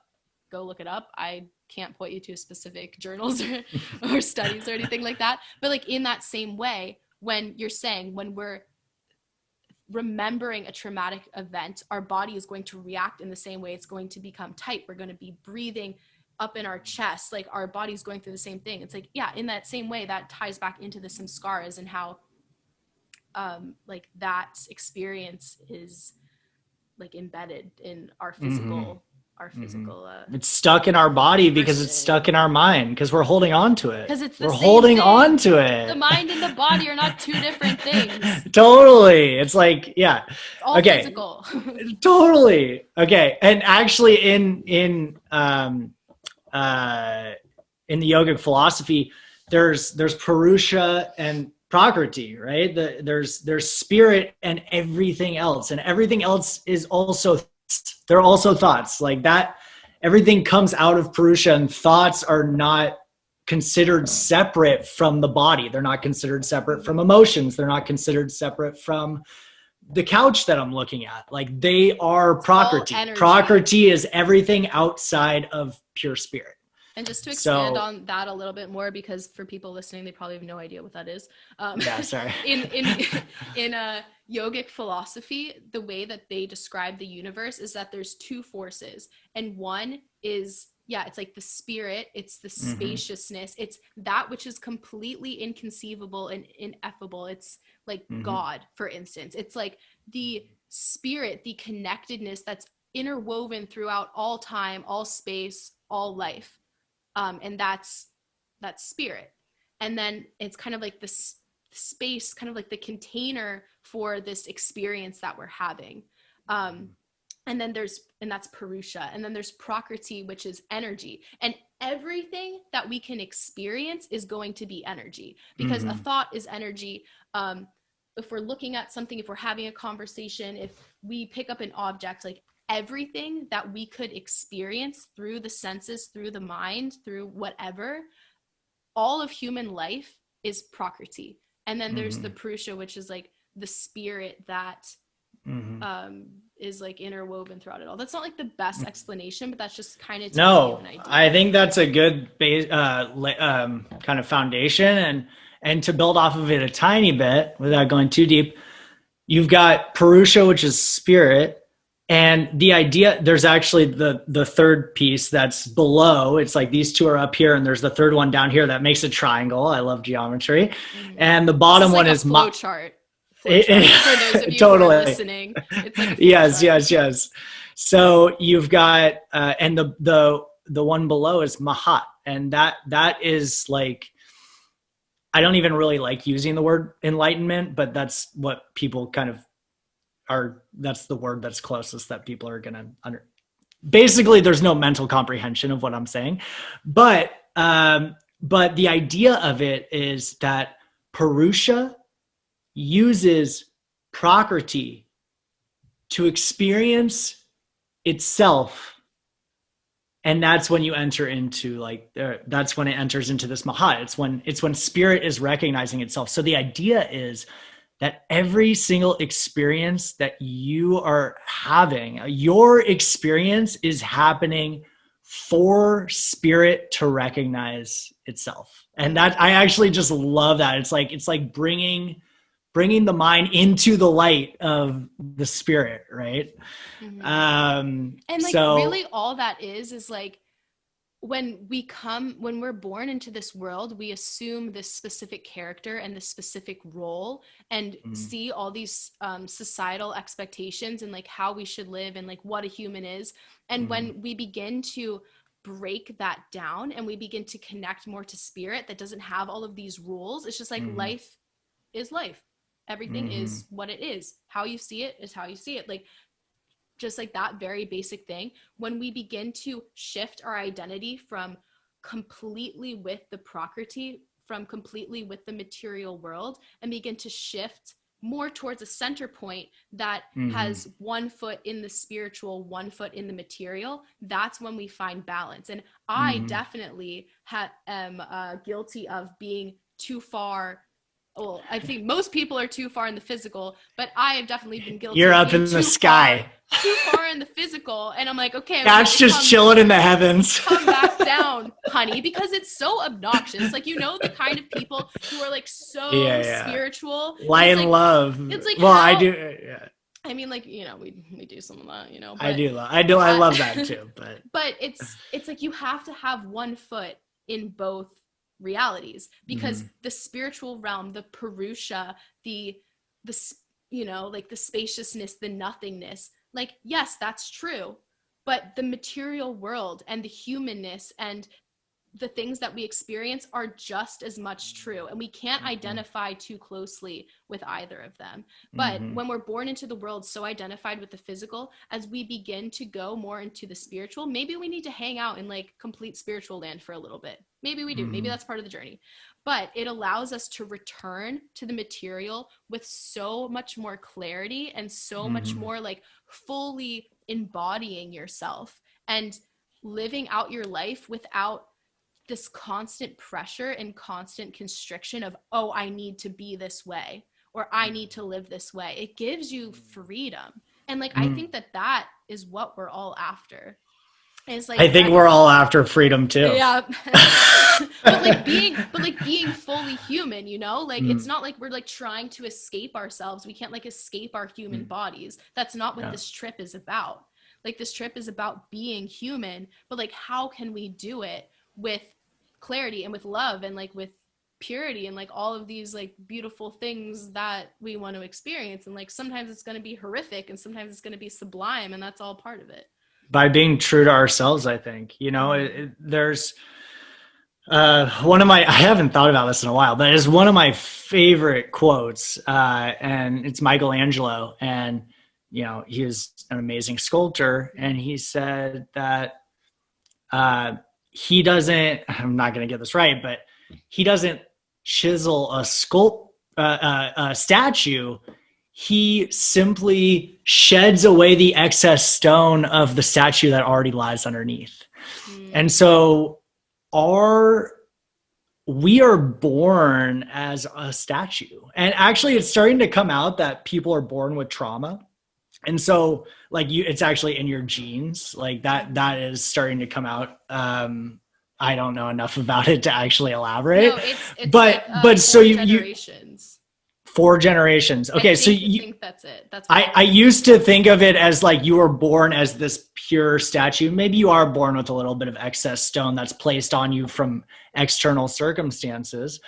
But in general, we can just imagine ourselves as babies, as this pure statue of ourselves, like this completely unique, individual, beautiful, bright statue. You look at a baby, oh my God, like nothing that is the most powerful yoga practice, is just being present with a baby, because it makes you so present, because they are just like, if they're sad, they cry. If they're happy, they smile. Like, I just love babies, and they are that statue. And then over your lifetime, you just accumulate so much excess stone from what is expected of you from society, what's put on you through these different systems, through the patriarchy, through white supremacy. Like, all of these systems that are embedded in our lives create a block of stone until you keep can't even recognize accumulating yourself anymore. You accumulate so much excess stone until you just become like every other block of stone. A square. You become a square. And so the yoga practice is just chiseling away the excess stone to discover who you've always been. Mm-hmm. It's not like you're someone else. It's who are you not, to recognize who you are. Actually, Kanye has one of my favorite lines: everything I'm not makes me everything I am. Mm-hmm. And that is so true. It's like, what am I acting out of that's not true to who I am? Shedding that and discovering. It's discover, right? It's like, it's not like when someone discovers a new land, the land was already there. It's not like that land was like invented by this person because they found it. No, they just discovered it. It's already there. And like, think it's of already there for you. The roots of that word. It's like discover. So you're like uncovering something. It's no longer covered. Yes. It's the opposite. No longer covered. Wow. That's good, Kat. Latin. Just kidding. I don't know what that root is. Hell yeah. Okay, so this is kind of tying back together. Yeah. I'm gonna go through the chakras, like, not gonna take forever, I promise. Like, I know I'm on a train of thought like this. Take your sweet time. Okay, I will. So you take care of your safety. Basically, to balance each one gives you something. So like, balancing taking care of your needs gives you that feeling of safety. And it's obviously not just like you do this and then you do this and then you do this. But the way I look at it, that helps me, is it's not stairs. It's not like a ladder. It's kind of like these, in Avatar, Tommy showed me the Avatar version of how they describe the chakras. It's like these pools that are constantly feeding into each other, and everything's cycling back. So as you're working on one, and again, the chakra system, like, yes, there is a basis in it being like this physical thing within you, but like, you don't need to think of it that way. Like, you can think of it as a metaphor for how we find alignment within our lives. I think of it psychologically, to be honest. Like, I think of it just within my own mind. Mm-hmm. Like if I'm taking care of, if I feel safe, then I really do believe the root chakra is like, like that one is actually like a stepping ladder. Like, you can't be balanced within yourself. Mm-hmm. You can't balance your heart chakra if you're not feeling safe. Like, you have to take care of your security. But I think you can be like, not like fully secure, but you definitely need like some kind of a foundation. But you can go back. You can go back and like strengthen your foundation. But yeah, you do need a little bit. You need something to stand on before you're gonna. For sure. So that first one is safety and security. I'm going to go on from the first one because I keep talking about it. The second one is all about, and honestly, you can jump. This is actually the one chakra that I keep changing my mind about, but the way that I see it is sacral is the one it's the sacral chakra. It deals with pleasure and pain, right? And to me, what blocks the sacral chakra is guilt. So if you feel guilty, you can't truly enjoy anything. I mean, you can't, the guilt blocks you from that. And so for me, that second step of actually being able to like enjoy life in any way has to do with releasing guilt. And for me, it's never an end, right? It's like, I think I get to this one place where life is as good as it gets. And then I remember that I've been feeling guilty about something for like 25 years and I forget about it though. Like, it's so buried in me. And then like, if you have a memory of something from 20 years ago, like you should explore that. Like, why the hell do you still have a memory of that? Like, that was so long ago. Like, it might seem super random, but I really do think those memories are there for a reason. So that second one is about recognizing and learning how to forgive yourself, right? It's like forgiving yourself for me is so much harder than forgiving someone else, but and how do you learn to forgive yourself? You learn the lesson that guilt was trying to teach you. Coming back to the karma, like the guilt is teaching you something. There's a reason it's so hard to ignore. There's your body is telling you something. When it's starting to burn, your body signals to your brain that you're burning. Like, isn't that crazy? Isn't that crazy that like at the point where you're actually going to be harmed is when it actually starts to hurt, which is crazy. And I've also been saying in my yoga classes, because of that, you can also take anything that feels good in your body as healing your body also. Like, and so guilt is really hard to ignore for a reason. It's your body being like, yo, you need to learn whatever lesson you need to learn from the situation so you can forgive yourself. I was actually having a discussion with my friend and we were talking about the United States. And he was like, I don't think that we should be feeling guilty about what our ancestors did in this country. And I said, well, we can not feel any guilt for that when what our ancestors did in this country is actually when we've actually changed the outcome of what happened, when we can only forgive ourselves when we've actually changed those circumstances. And the guilt is triggering us to make a change. And sometimes the change is needing to let something go and needing to forgive yourself. But even if you do that, if that guilt keeps coming up, then you'll know that the way that you released the guilt was not the way that you needed to release it. So like, for example, when we're talking about, sorry, I felt like I was going to sneeze. When we're talking about issues like within our country and within our government and within our culture and society and whatever that may be, yeah, like we can forgive our ancestors and we can forgive ourselves and we can not feel guilty about it. But what's going to happen? We're just ignoring the problem and we're labeling it as fixing it because we said, oh, I forgave. Yeah. No, there needs to be change. There needs to be change, and that's going to be uncomfortable in the same way. True forgiveness is action. Yes. You can't just say words. You need to show that you're changing. You need to show what forgiveness looks like. You need to show what wanting better looks like. And I think that gets misconstrued so easily. Forgiveness it's one of those concepts that you think you think you understand, but of course yoga is not about learning more. It's about learning more deeply. Like you and I have probably spoken about 10 concepts in 3 years. And we just keep going deeper on them. It's so funny. Who was it? I think it was Adi Ashanti. He's this one teacher, and he was saying, he speaks like so calmly and eloquently, and he said something along the lines of, it's quite funny. He doesn't have an accent. Why'd I do that?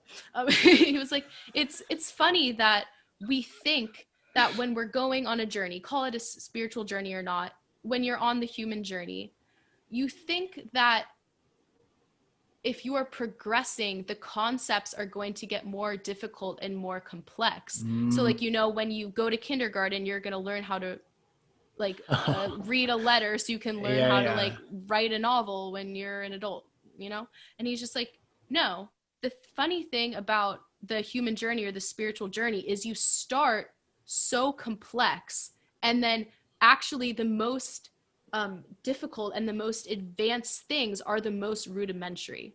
But we're not able to grasp that simplicity until we've started from like the mess and the complexity. So it's so interesting. Like a lot of this journey that we're on is a return, or it's like a journey to the simple. And it's like, it's coming home. And even though home is right here, it's nowhere else but right here. We think that it's somewhere far away. It's something that we need to get to.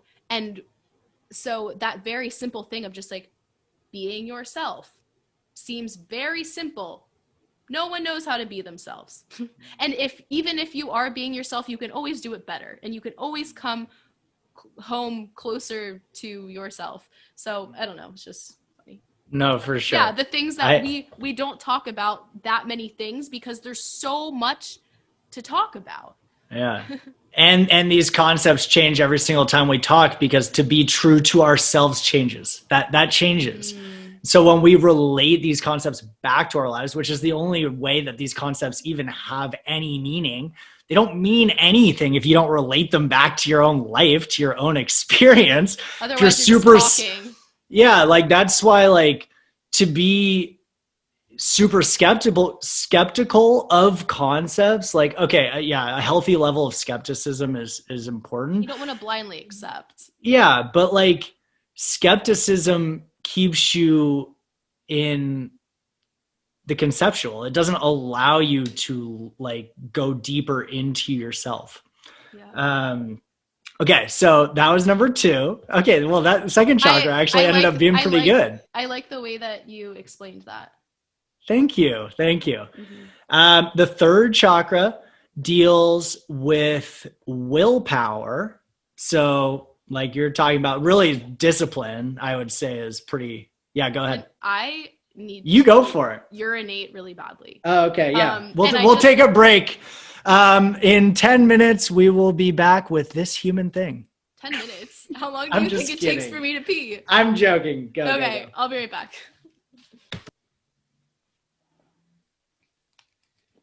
Well, I don't know where Tommy went, but and now a word from our sponsors. Today's episode is sponsored by these 3 drinks that I have been drinking this whole time. Oh, Tommy, you're just in time for a word from our sponsors. I couldn't hear you. What did you say? I said you're just in time for a word from our sponsors. Oh, perfect. Okay, today's episode is sponsored by these 3 beverages that I've been consuming this entire podcast, and I just peed the most I have peed in a very long time.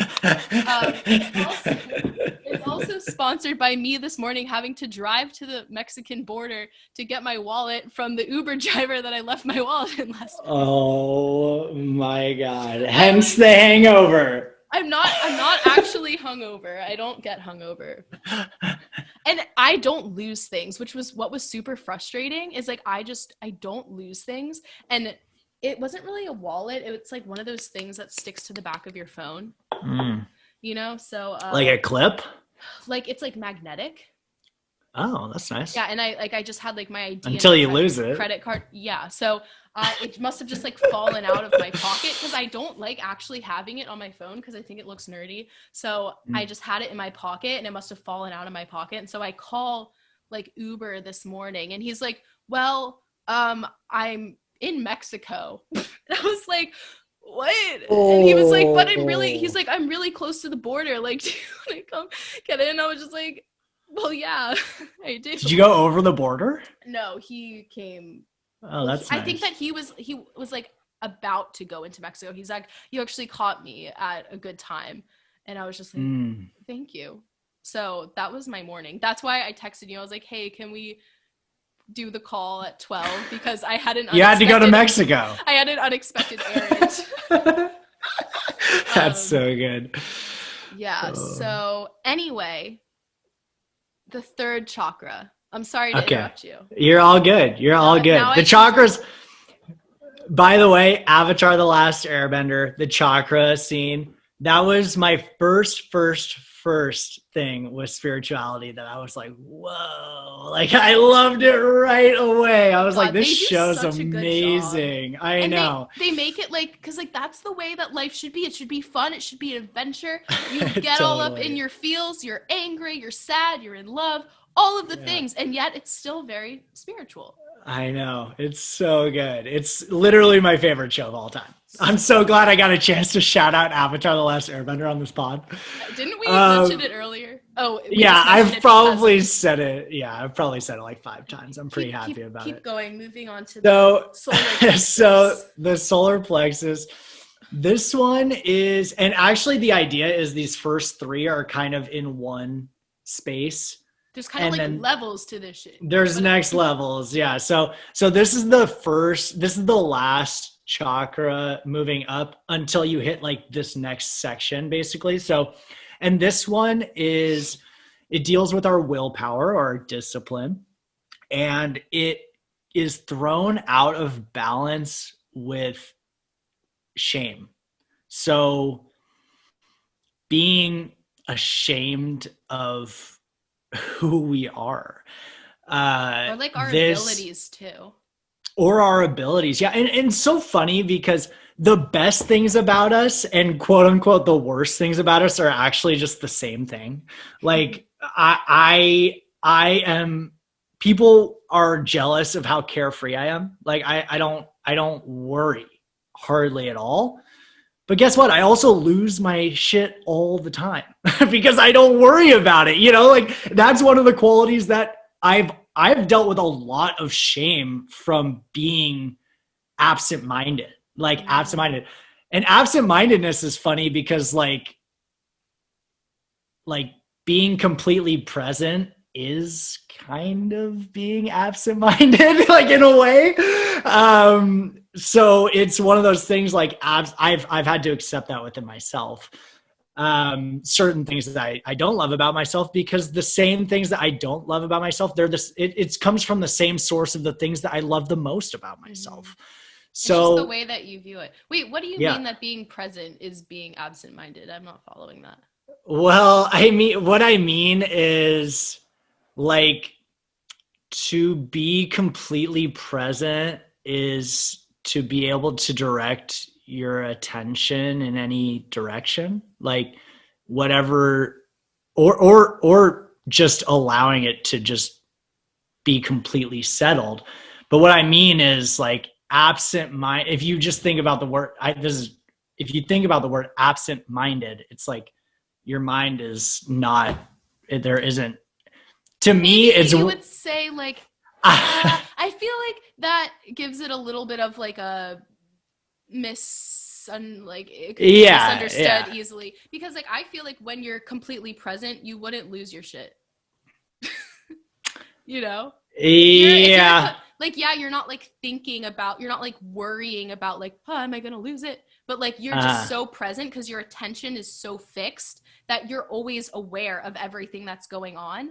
And so you're like aware that, yeah, I have my wallet. Yeah, I actually agree with you. Like I've gotten a lot better at, I guess maybe not present. I guess more like being content.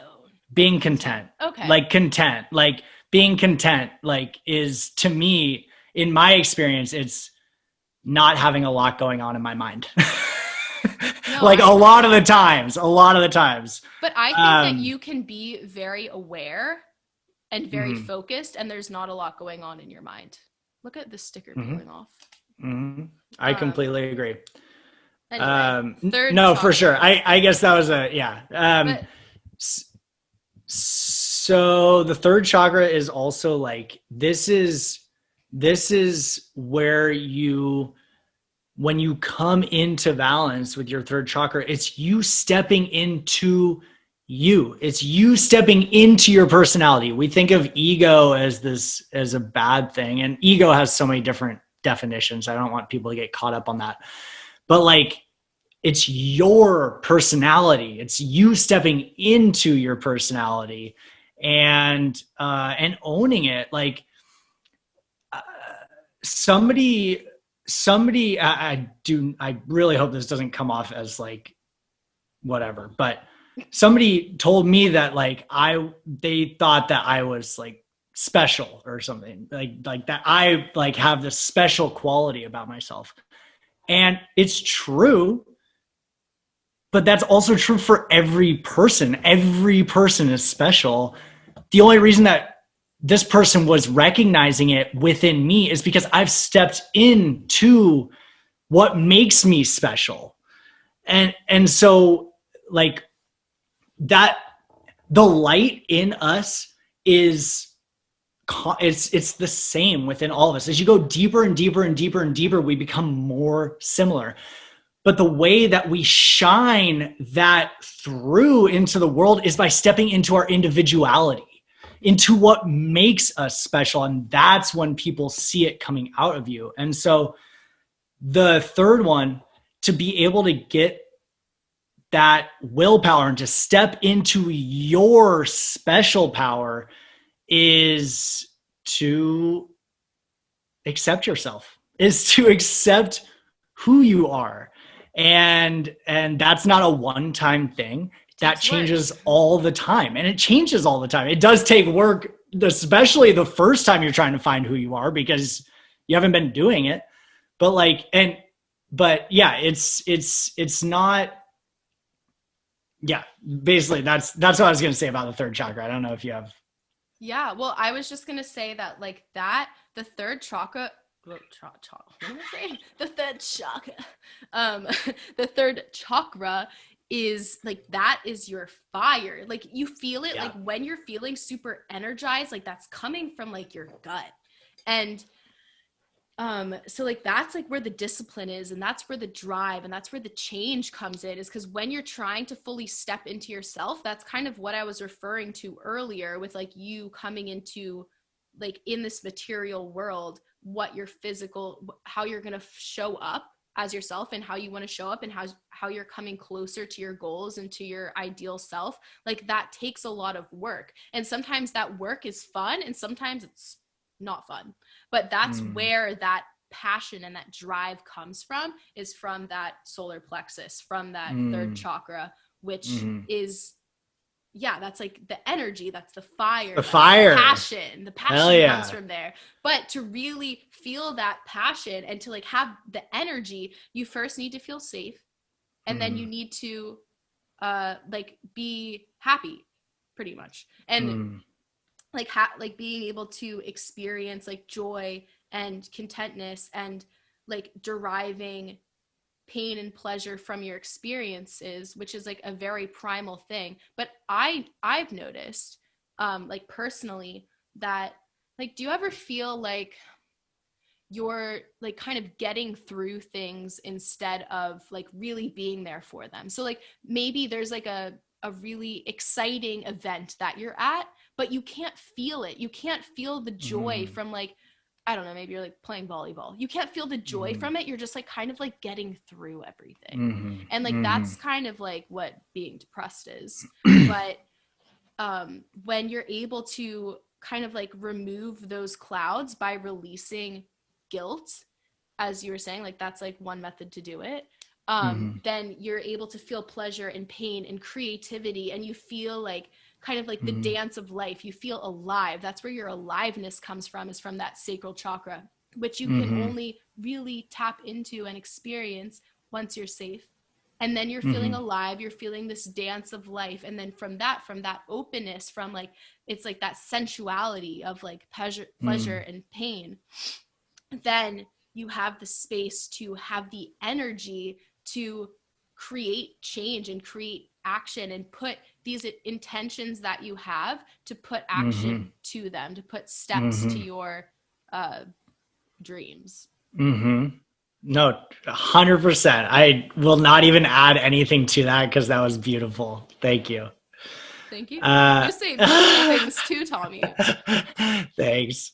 Okay, so what's next? What's next in this? What's next? The next is my favorite, the heart chakra.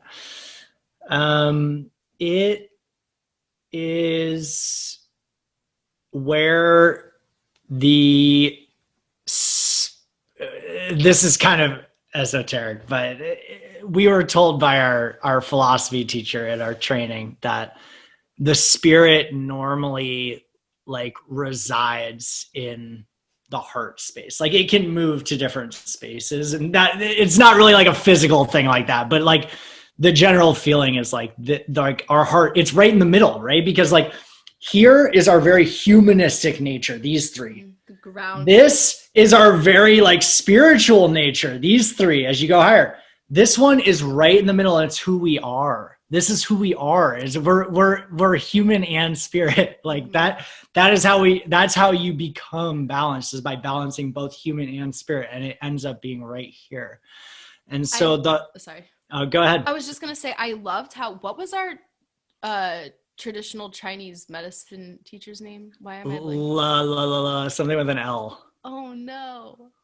Oh, it's okay. Wonderful Russian lady, but the way that she was explaining the heart center is like, again, for those of you who are listening and not watching this, like think of like your heart center. Think of that as like a circle, and think of two arrows pointing away from that center. So one pointing towards the ground and one pointing towards the sky.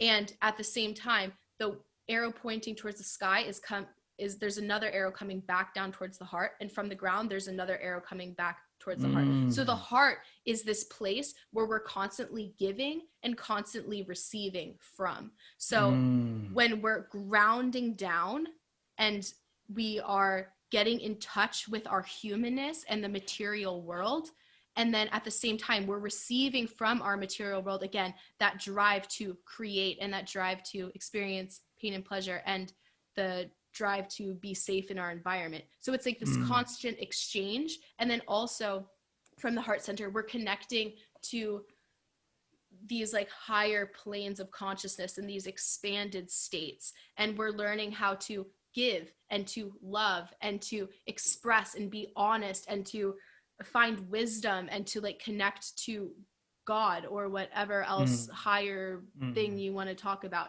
And the heart is the intersection. It's like the place where we offer from and the place that we receive from. And if we are open in our heart, when we're connected to love, it allows those transactions to move freely without resistance. And so like a lot of what we're working towards is to open up that heart space, because you notice that when you're tense or when you're closing off, it's always like right there in the chest. It's because like when humans are looking for connection, it's synonymous with the word love. You can call it what you want, but humans want to feel connected. And so that's why people become addicted to certain behaviors or certain substances, because they're looking for love. They're looking for that feeling of connection and that dissolution of fear. And when you are open in the heart space, you're free to give and you're free to receive without things being personal and without you having to filter through like, oh, I like this. Oh, I don't like this. Oh, this person is attacking me. Oh, so that's for sure. And I think it's important to remember that there's a big difference, the biggest difference between connecting and attaching. And the stronger the connection, the stronger you feel that love, the stronger the potential attachment as well. And I think that as people that like I've been thinking about a lot recently, I no longer call myself a yogi, and I never really say that word anymore because I've said that about myself. So I've learned this, that I used to just assume that yogi was just like someone who practices yoga, like someone coming to my class is a yogi, that's, and really like it, but being called out on this, I got called out on social media because my name was the winemaking yogi, which in my mind, like wasn't wrong at all. Cause I was like, yeah, I'm a yoga teacher and I'm a winemaker. Like it's not, but I've been thinking about how there's a big difference between your yogic path and the path to becoming a yogi. My path, my special path that is completely designed just for me. Like, I'm the only one that can fulfill the path that has been designed for me. And that path does not lie in becoming somebody that's completely detached from the material world. Like, that's why so many spiritual leaders that are completely dedicated to that aren't allowed to have sex, aren't allowed to get married, aren't allowed to have kids. Because when you have a kid, especially if you're a woman, also a man, but especially if you're a woman, to have a kid, that is literally a physical attachment. How could that not be a mental attachment? Like mothers, of course, mothers are going to be fearful of the safety of their child. Like that. Well, I don't want, yeah, like that to me, I don't want to say, like, I would say that the natural tendency would be for mothers to do that. I always, like, whenever I say something, I'm like, there's no absolute, but that, like, that isn't my life. Like, my life is to be, like, in this world and to love as well as I can and to lessen my attachments where I can. But my goal is not to have no attachments. Like, maybe that's the goal, but that's not where I'm ever going to be. And so it would be stupid for me to make that goal because it's not even where I want to be. I would have to completely detach from this world. And that's not where I'm at. I'm just trying to find the balance for me that works. And where am I holding attachment to things I don't even love? Like, why, like, where can I release those attachments? But anyways, coming back to the heart chakra. Can I say one thing on that before? Go. There was, I'm glad that you touched on that because, like, people who are not, like, we're on a yogic path. We're using these yogic principles to aid us in our journeys. However, people who are yogis, who have devoted their entire lives to the study and the practices of releasing attachments, of shedding themselves of ego, as coming, of, like, stepping out of the physical. Again, remember earlier we were talking about, like, people having one foot in the spiritual, one foot in the material. They're going all the way to the spiritual, and that's their trip. That's their path.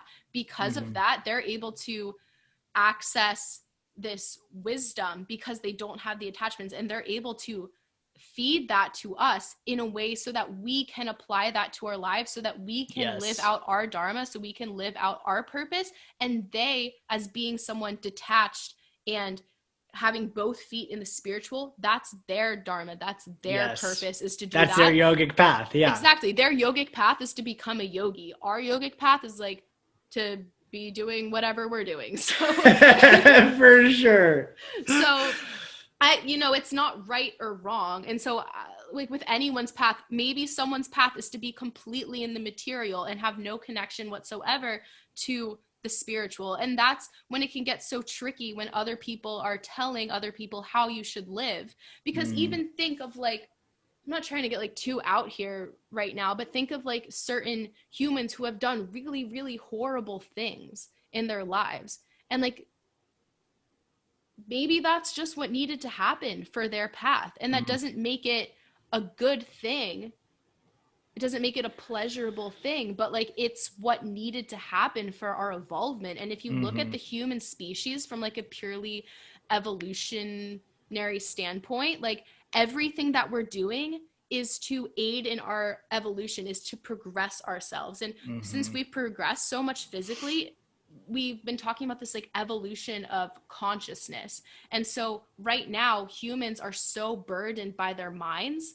And so whether what we're doing is right or wrong to another person, it's all necessary for us to come in line with our purpose. Maybe it's not in this lifetime. Again, I'm going to stop talking about this because, like, it can just kind of get too out there. Can, like, I was about to comment, and I was like, oh my God, this might go on for 2 more hours. Yeah. Okay. But the thing is, Tommy, like, speaking of this, like, I would love to have these conversations, like, once a month. or something. Yeah. I think that I would think be we really should. great. And like should. record it like this. Like I think that Mhm. would be really awesome. Because the thing is, we could go on talking for so long, but I think that we should wrap up the chakras and then wrap it up. I know. Okay, I think so. I'm not gonna comment on anything else. Let's go. All right, I'm gonna just get through these. We can't. We always go on so many tangents. Okay, the heart chakra, of course, is all about love, and really, I could go on obviously super in depth, but to me, the main thing that is creating imbalances in the heart chakra is grief. And that's going back to attachment, because grief is the loss of attachment. Because at least the way that I view the world, not saying that you have to, but love, like the love that my grandma had for me when she was alive, lives on through me, through the way she loved me. And I can love people that way because she taught me how, and she lives on through me. So I still grieve because I lost the attachment that I have to her in this physical world. But the love is still there. The love isn't gone. And so it's really, really a challenging one for sure. Grief is really, I haven't even suffered as much grief as a lot of people, but I obviously everyone suffers grief. And so I have some experience with it, and it's hard. It's really hard, but that, as you're able to step more into love and less into the attachment, that's really what it's about. It's like a seesaw, right? It's like, if you're grieving that like this, that means that you're holding on to all of that attachment. All of your focus is on the attachment that you no longer have. And as you love more, it helps. It's not that simple. Obviously, it's not like a one-day thing, but it's just focusing on your love for that person can help you get through the grief. And that's why there's a difference between attachment and connection. It's not that you try to release grief by, like, it is detaching, but you detach by connecting deeper. You detach by connecting deeper to the love that you have for that person, and the love that that person had for you. Mm-hmm. So, and then go ahead. Quick thing. With that attachment and with your heart chakra, it's not just about another person. It can be any loss that you experience in your life. Like it can be a certain experience. It could be a relationship. It could be part of yourself. It could be an expectation you had that was shattered. It could be anything, any kind of experience of loss that you can imagine, which is, we experience loss every single day. But losing anything that you're grasping. Yeah. And it's like, okay, are you going to allow that loss to keep you down? Or are you going to recognize the loss and say, okay, this hurts, but I'm going to allow that pain to create an even bigger reason to love harder. Mm-hmm. And I think that that's what's so important about the love chakra. I'm going to continue to love, even though there's a lot of pain in the world, because the world doesn't need more pain. It needs more connection, and it needs more love. So are we able to let go of those painful experiences and say, yeah, that really sucks, but I'm not going to get stuck there. There's a show called Sense8, and this one of my favorite characters talks about courage all the time. And courage is interesting. It has the same root as heart, core. And so courage is like the heart chakra. And he says that it takes courage to wake up in the morning and to experience all that makes this life tragic and still be able to see what makes the world beautiful. And that's courage. Like, that is courage in its essence. Anyways, that was a great way to wrap up the heart chakra on your end. And then I think that was great. So the throat chakra, oh my gosh. The throat chakra. I need to speak my truth. The throat chakra is, it deals with speaking truth, being like knowing your truth, and it deals with lies. And most of those lies are lies that we tell ourselves. I have to be careful because I talk so much. In case anyone can notice, I can just talk. And so I have to be careful because sometimes I'll start saying something that feels true like 3 months ago, and I just keep saying it and keep saying it and keep saying it and keep saying it. And then I'll realize, oh my God, like I feel like because I've kept saying this thing, it's become like I've become attached to this idea, and it's now skewing my perception of reality. Like truth is not a thing. Truth is just seeing reality as it is. Mm-hmm. And so being able to speak your truth is being able to see yourself as you are now and being true to yourself. Like that to me, this is about being true to yourself. Mm-hmm. And so normally the lies that you get up on are lies that you tell yourself. And for a lot of people, I haven't had this very much. I had very, very supportive parents. Obviously they're not perfect. No parents are, but there are a lot of parents that people have that that have instilled in them like a sense of unworthiness, you know, or I think that's probably one of the most common ones I hear about, is not feeling worthy because you weren't meeting expectations that your parents were putting on you. So they were putting conditions on their love for you. It was not unconditional, which is way more rare than we use that word, unconditional love. It's like you have conditions for most of the love that you have, to be honest. Like if your boyfriend cheated on you, would you still love him the same way? You know what I mean? That's a condition. But that unworthiness, like you will start to tell yourself that lie, or it can be something else too. I'm not even going to go into my own thing. I'm like not coming up with anything right now, like lies that I tell myself, but everyone tells themselves lies. Like, and so being clear about who you are now, not who you were last year, but who you are now. And then being true to that and speaking truth to that, and being accountable for mistakes too. Like we have such a problem in this country with being scared of being wrong because we vilify people that are wrong, which is so stupid. Like even when people admit that they were wrong, we then we create the environment where people try to hide being wrong. And so nobody wants to be accountable for anything. That's probably the biggest issue in this country right now, is accountability. And it has been for a really long time. And it's because we vilify people that admit that they're wrong. And then the sixth chakra is... I have one note on that. Yeah. Sorry. Okay. Go ahead. I don't even, maybe I don't even know what I was going to say. But for me, like the throat chakra is, as you were saying, it's all about honesty.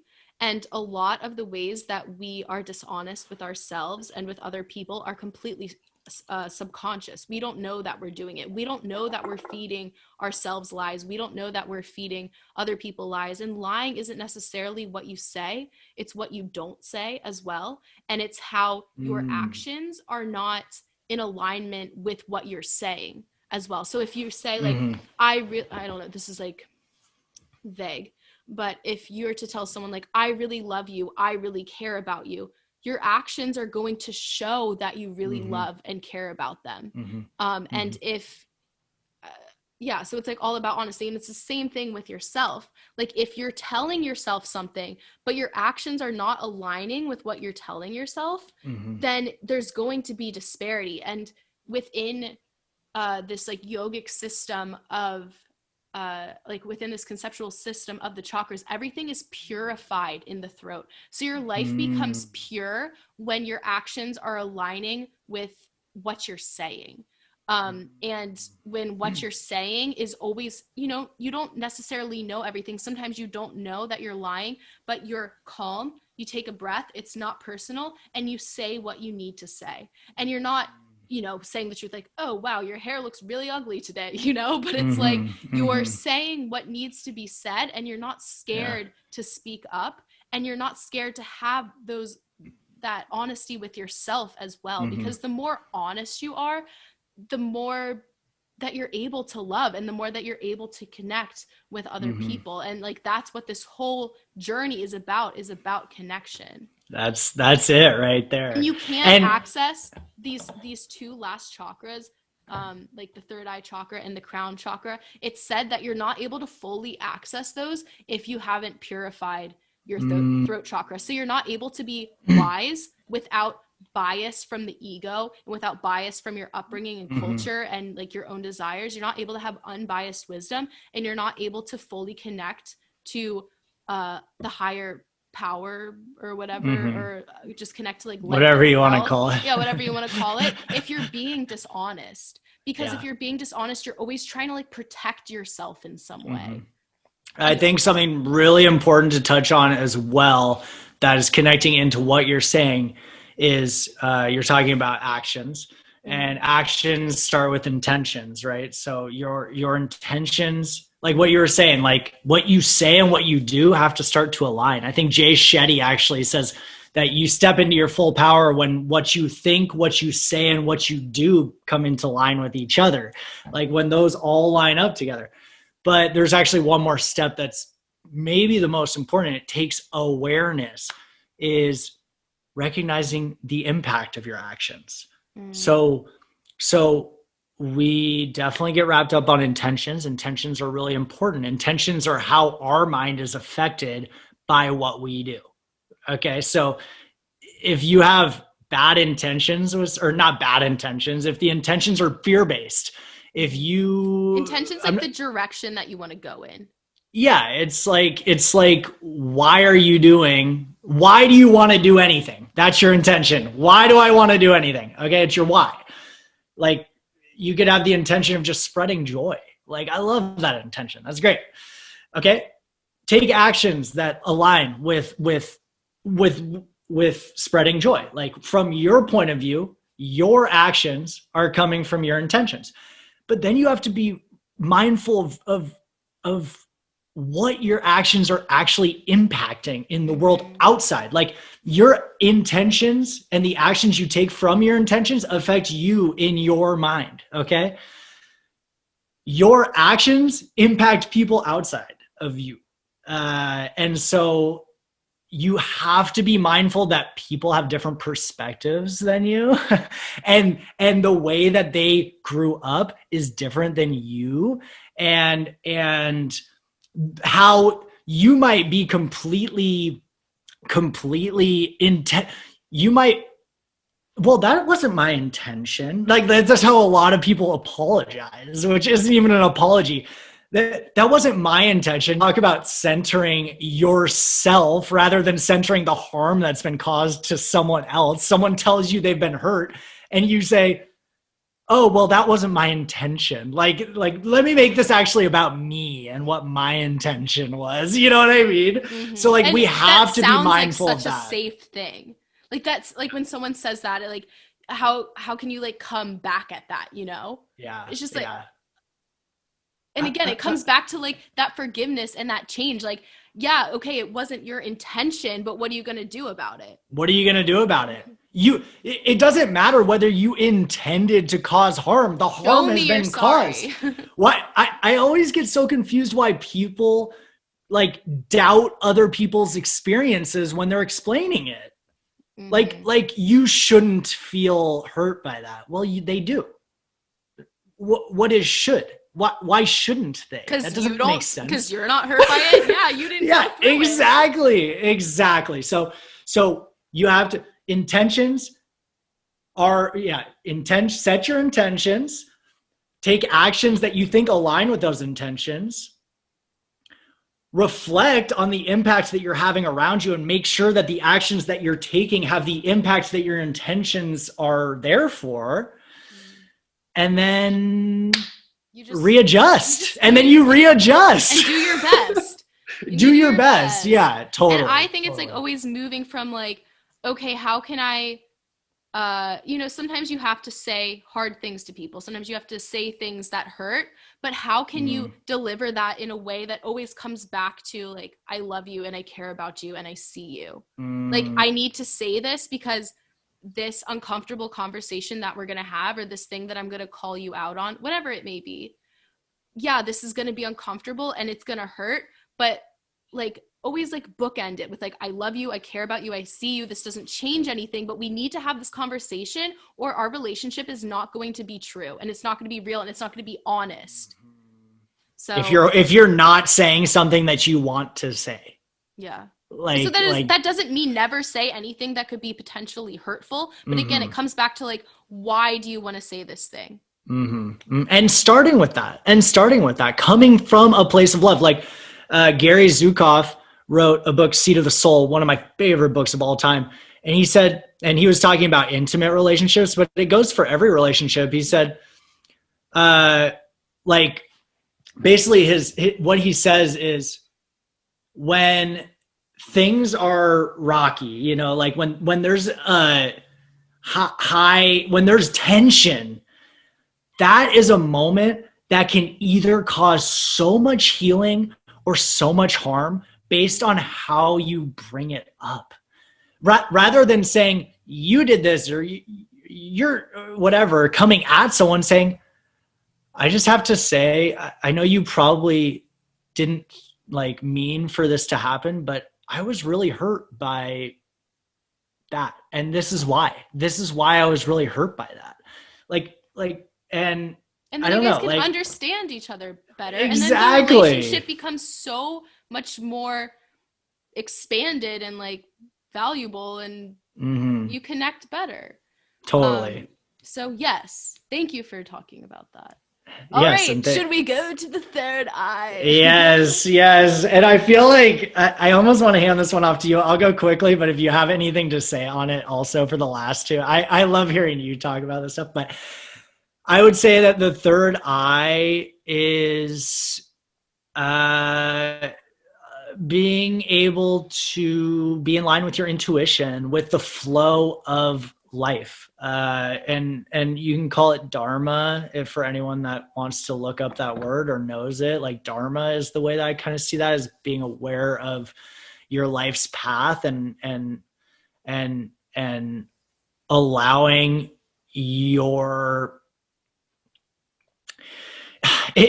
what blocks your intuition from you knowing what's right in the moment are illusions. And illusions are systems that have been ingrained within us, and those things make us question our intuition.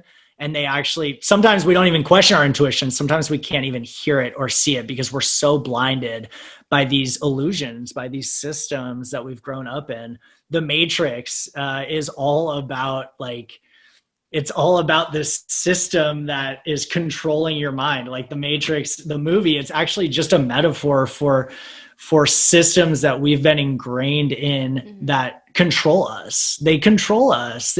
Our minds are products of our environment, and those illusions can bring us away from what our intuition is guiding us to do.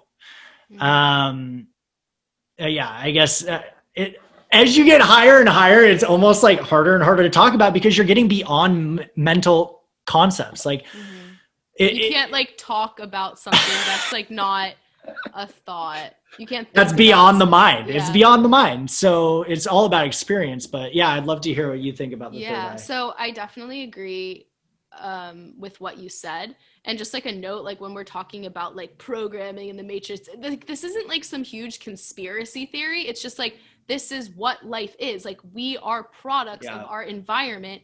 We see through many different lenses that are our upbringing, our culture, our likes and dislikes. We're constantly seeing through all of these different perceptual lenses.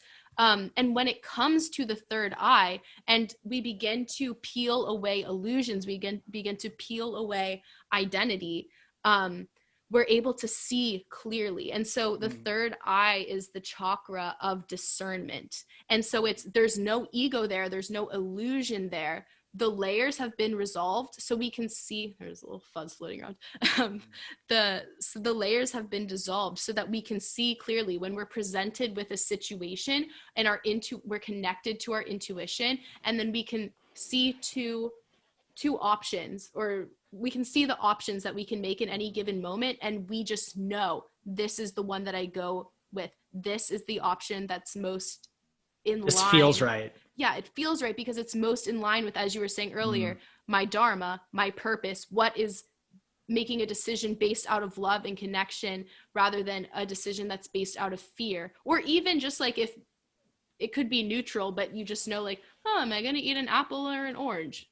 You know, usually like what feels right. Yeah, exactly. And usually like we would use our discernment and our like higher wisdom for like these like bigger decisions and the ways that we want to carve out the path for our life. But it's seeing clearly. It's not reacting out of ego or reacting out of being selfish or anything else. It's like seeing very clearly. It's not about me. It's not personal.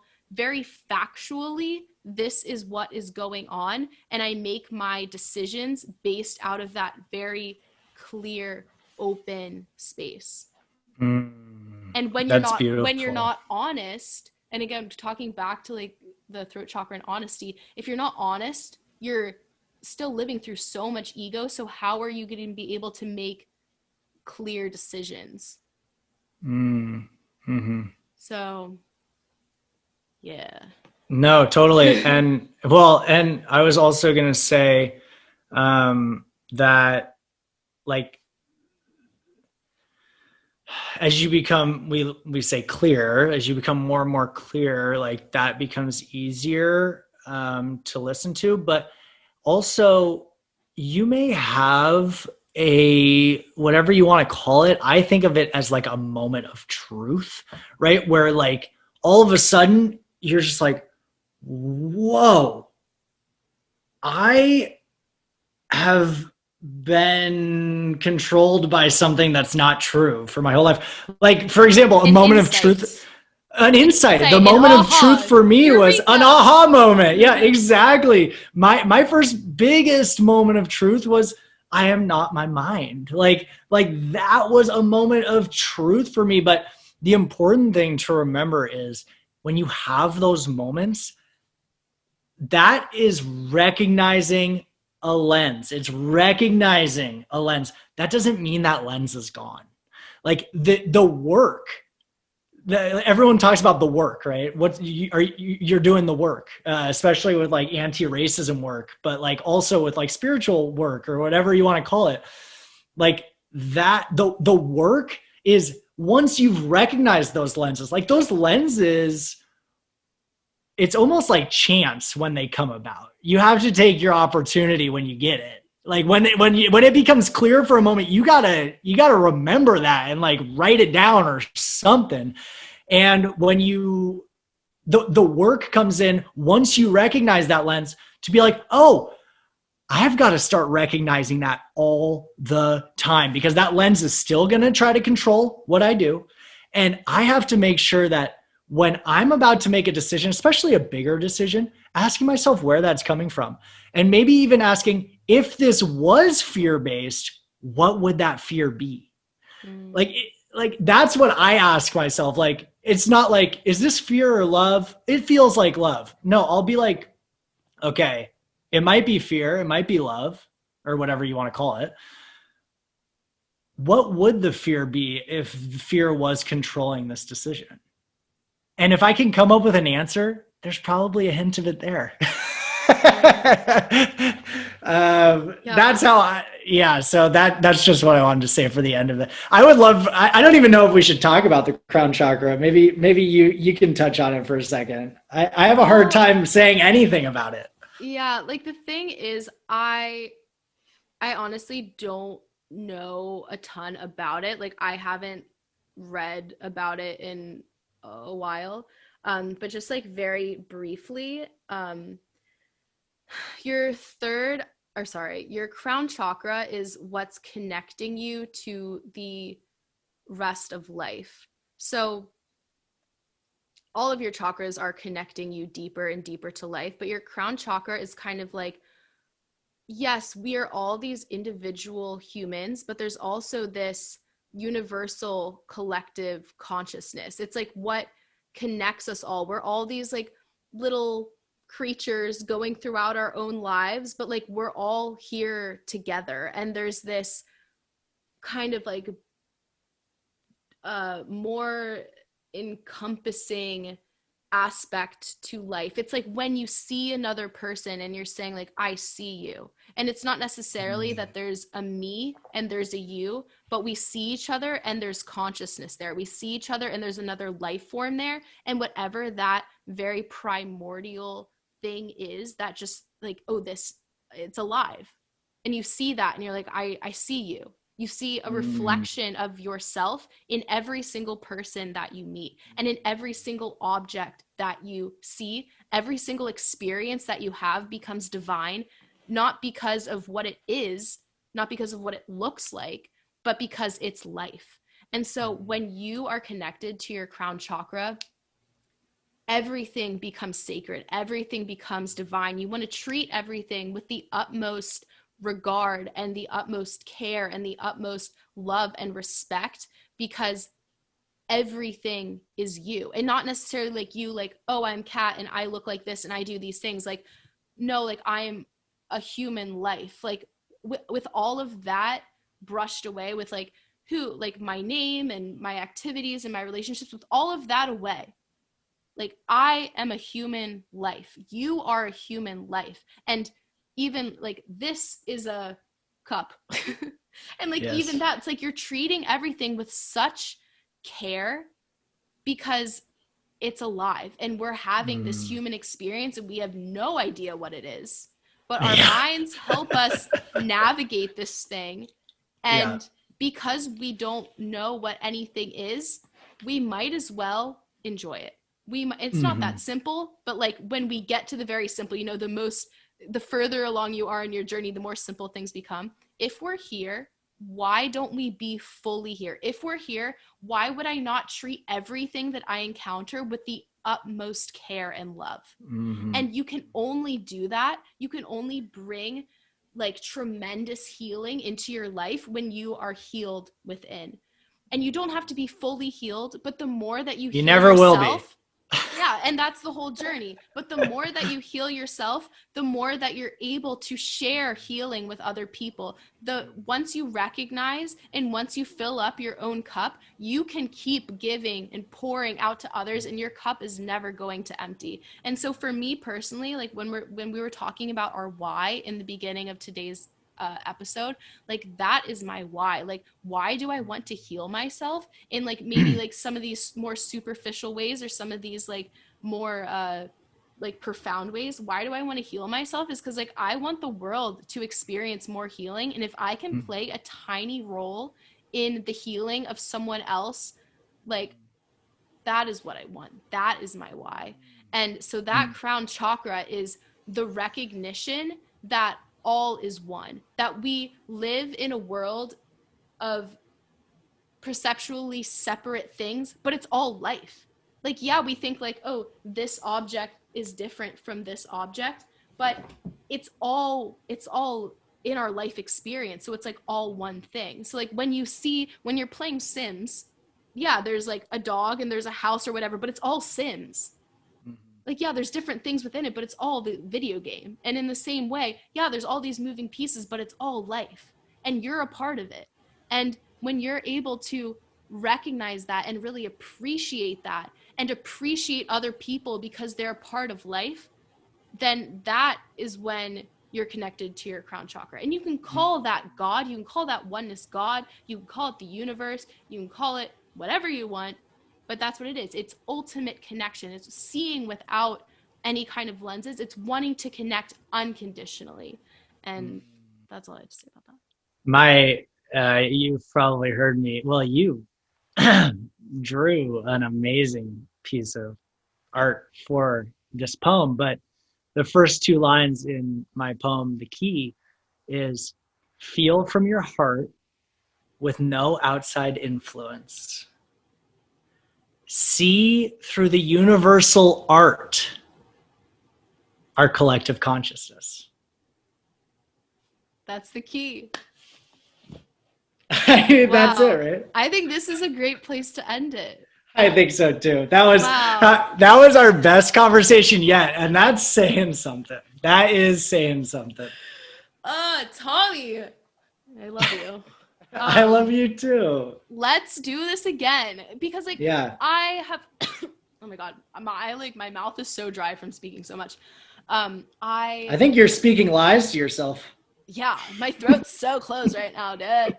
God, crack that shit open. Oh my god, my chakras are so unaligned. Oh.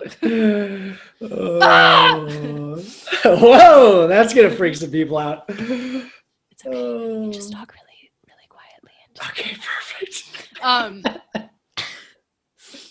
Anyway, we should do this again, because I haven't been podcasting, and it's not this is easy. Hold myself to some standard, but I would choose this. I do choose this. I love, because I would choose this every time. We talk about this we have these conversations anyway, so might as well put them up, because I had this weird idea to make a podcast. So we've been talking about recording our conversations for a year and a half now, and we've finally done one.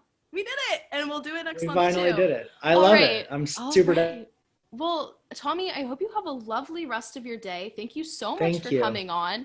Thank you. And I'm going to close us off, and then if you have something you would like to share to close the episode, I'll invite you to do that. Just let it be natural. Okay.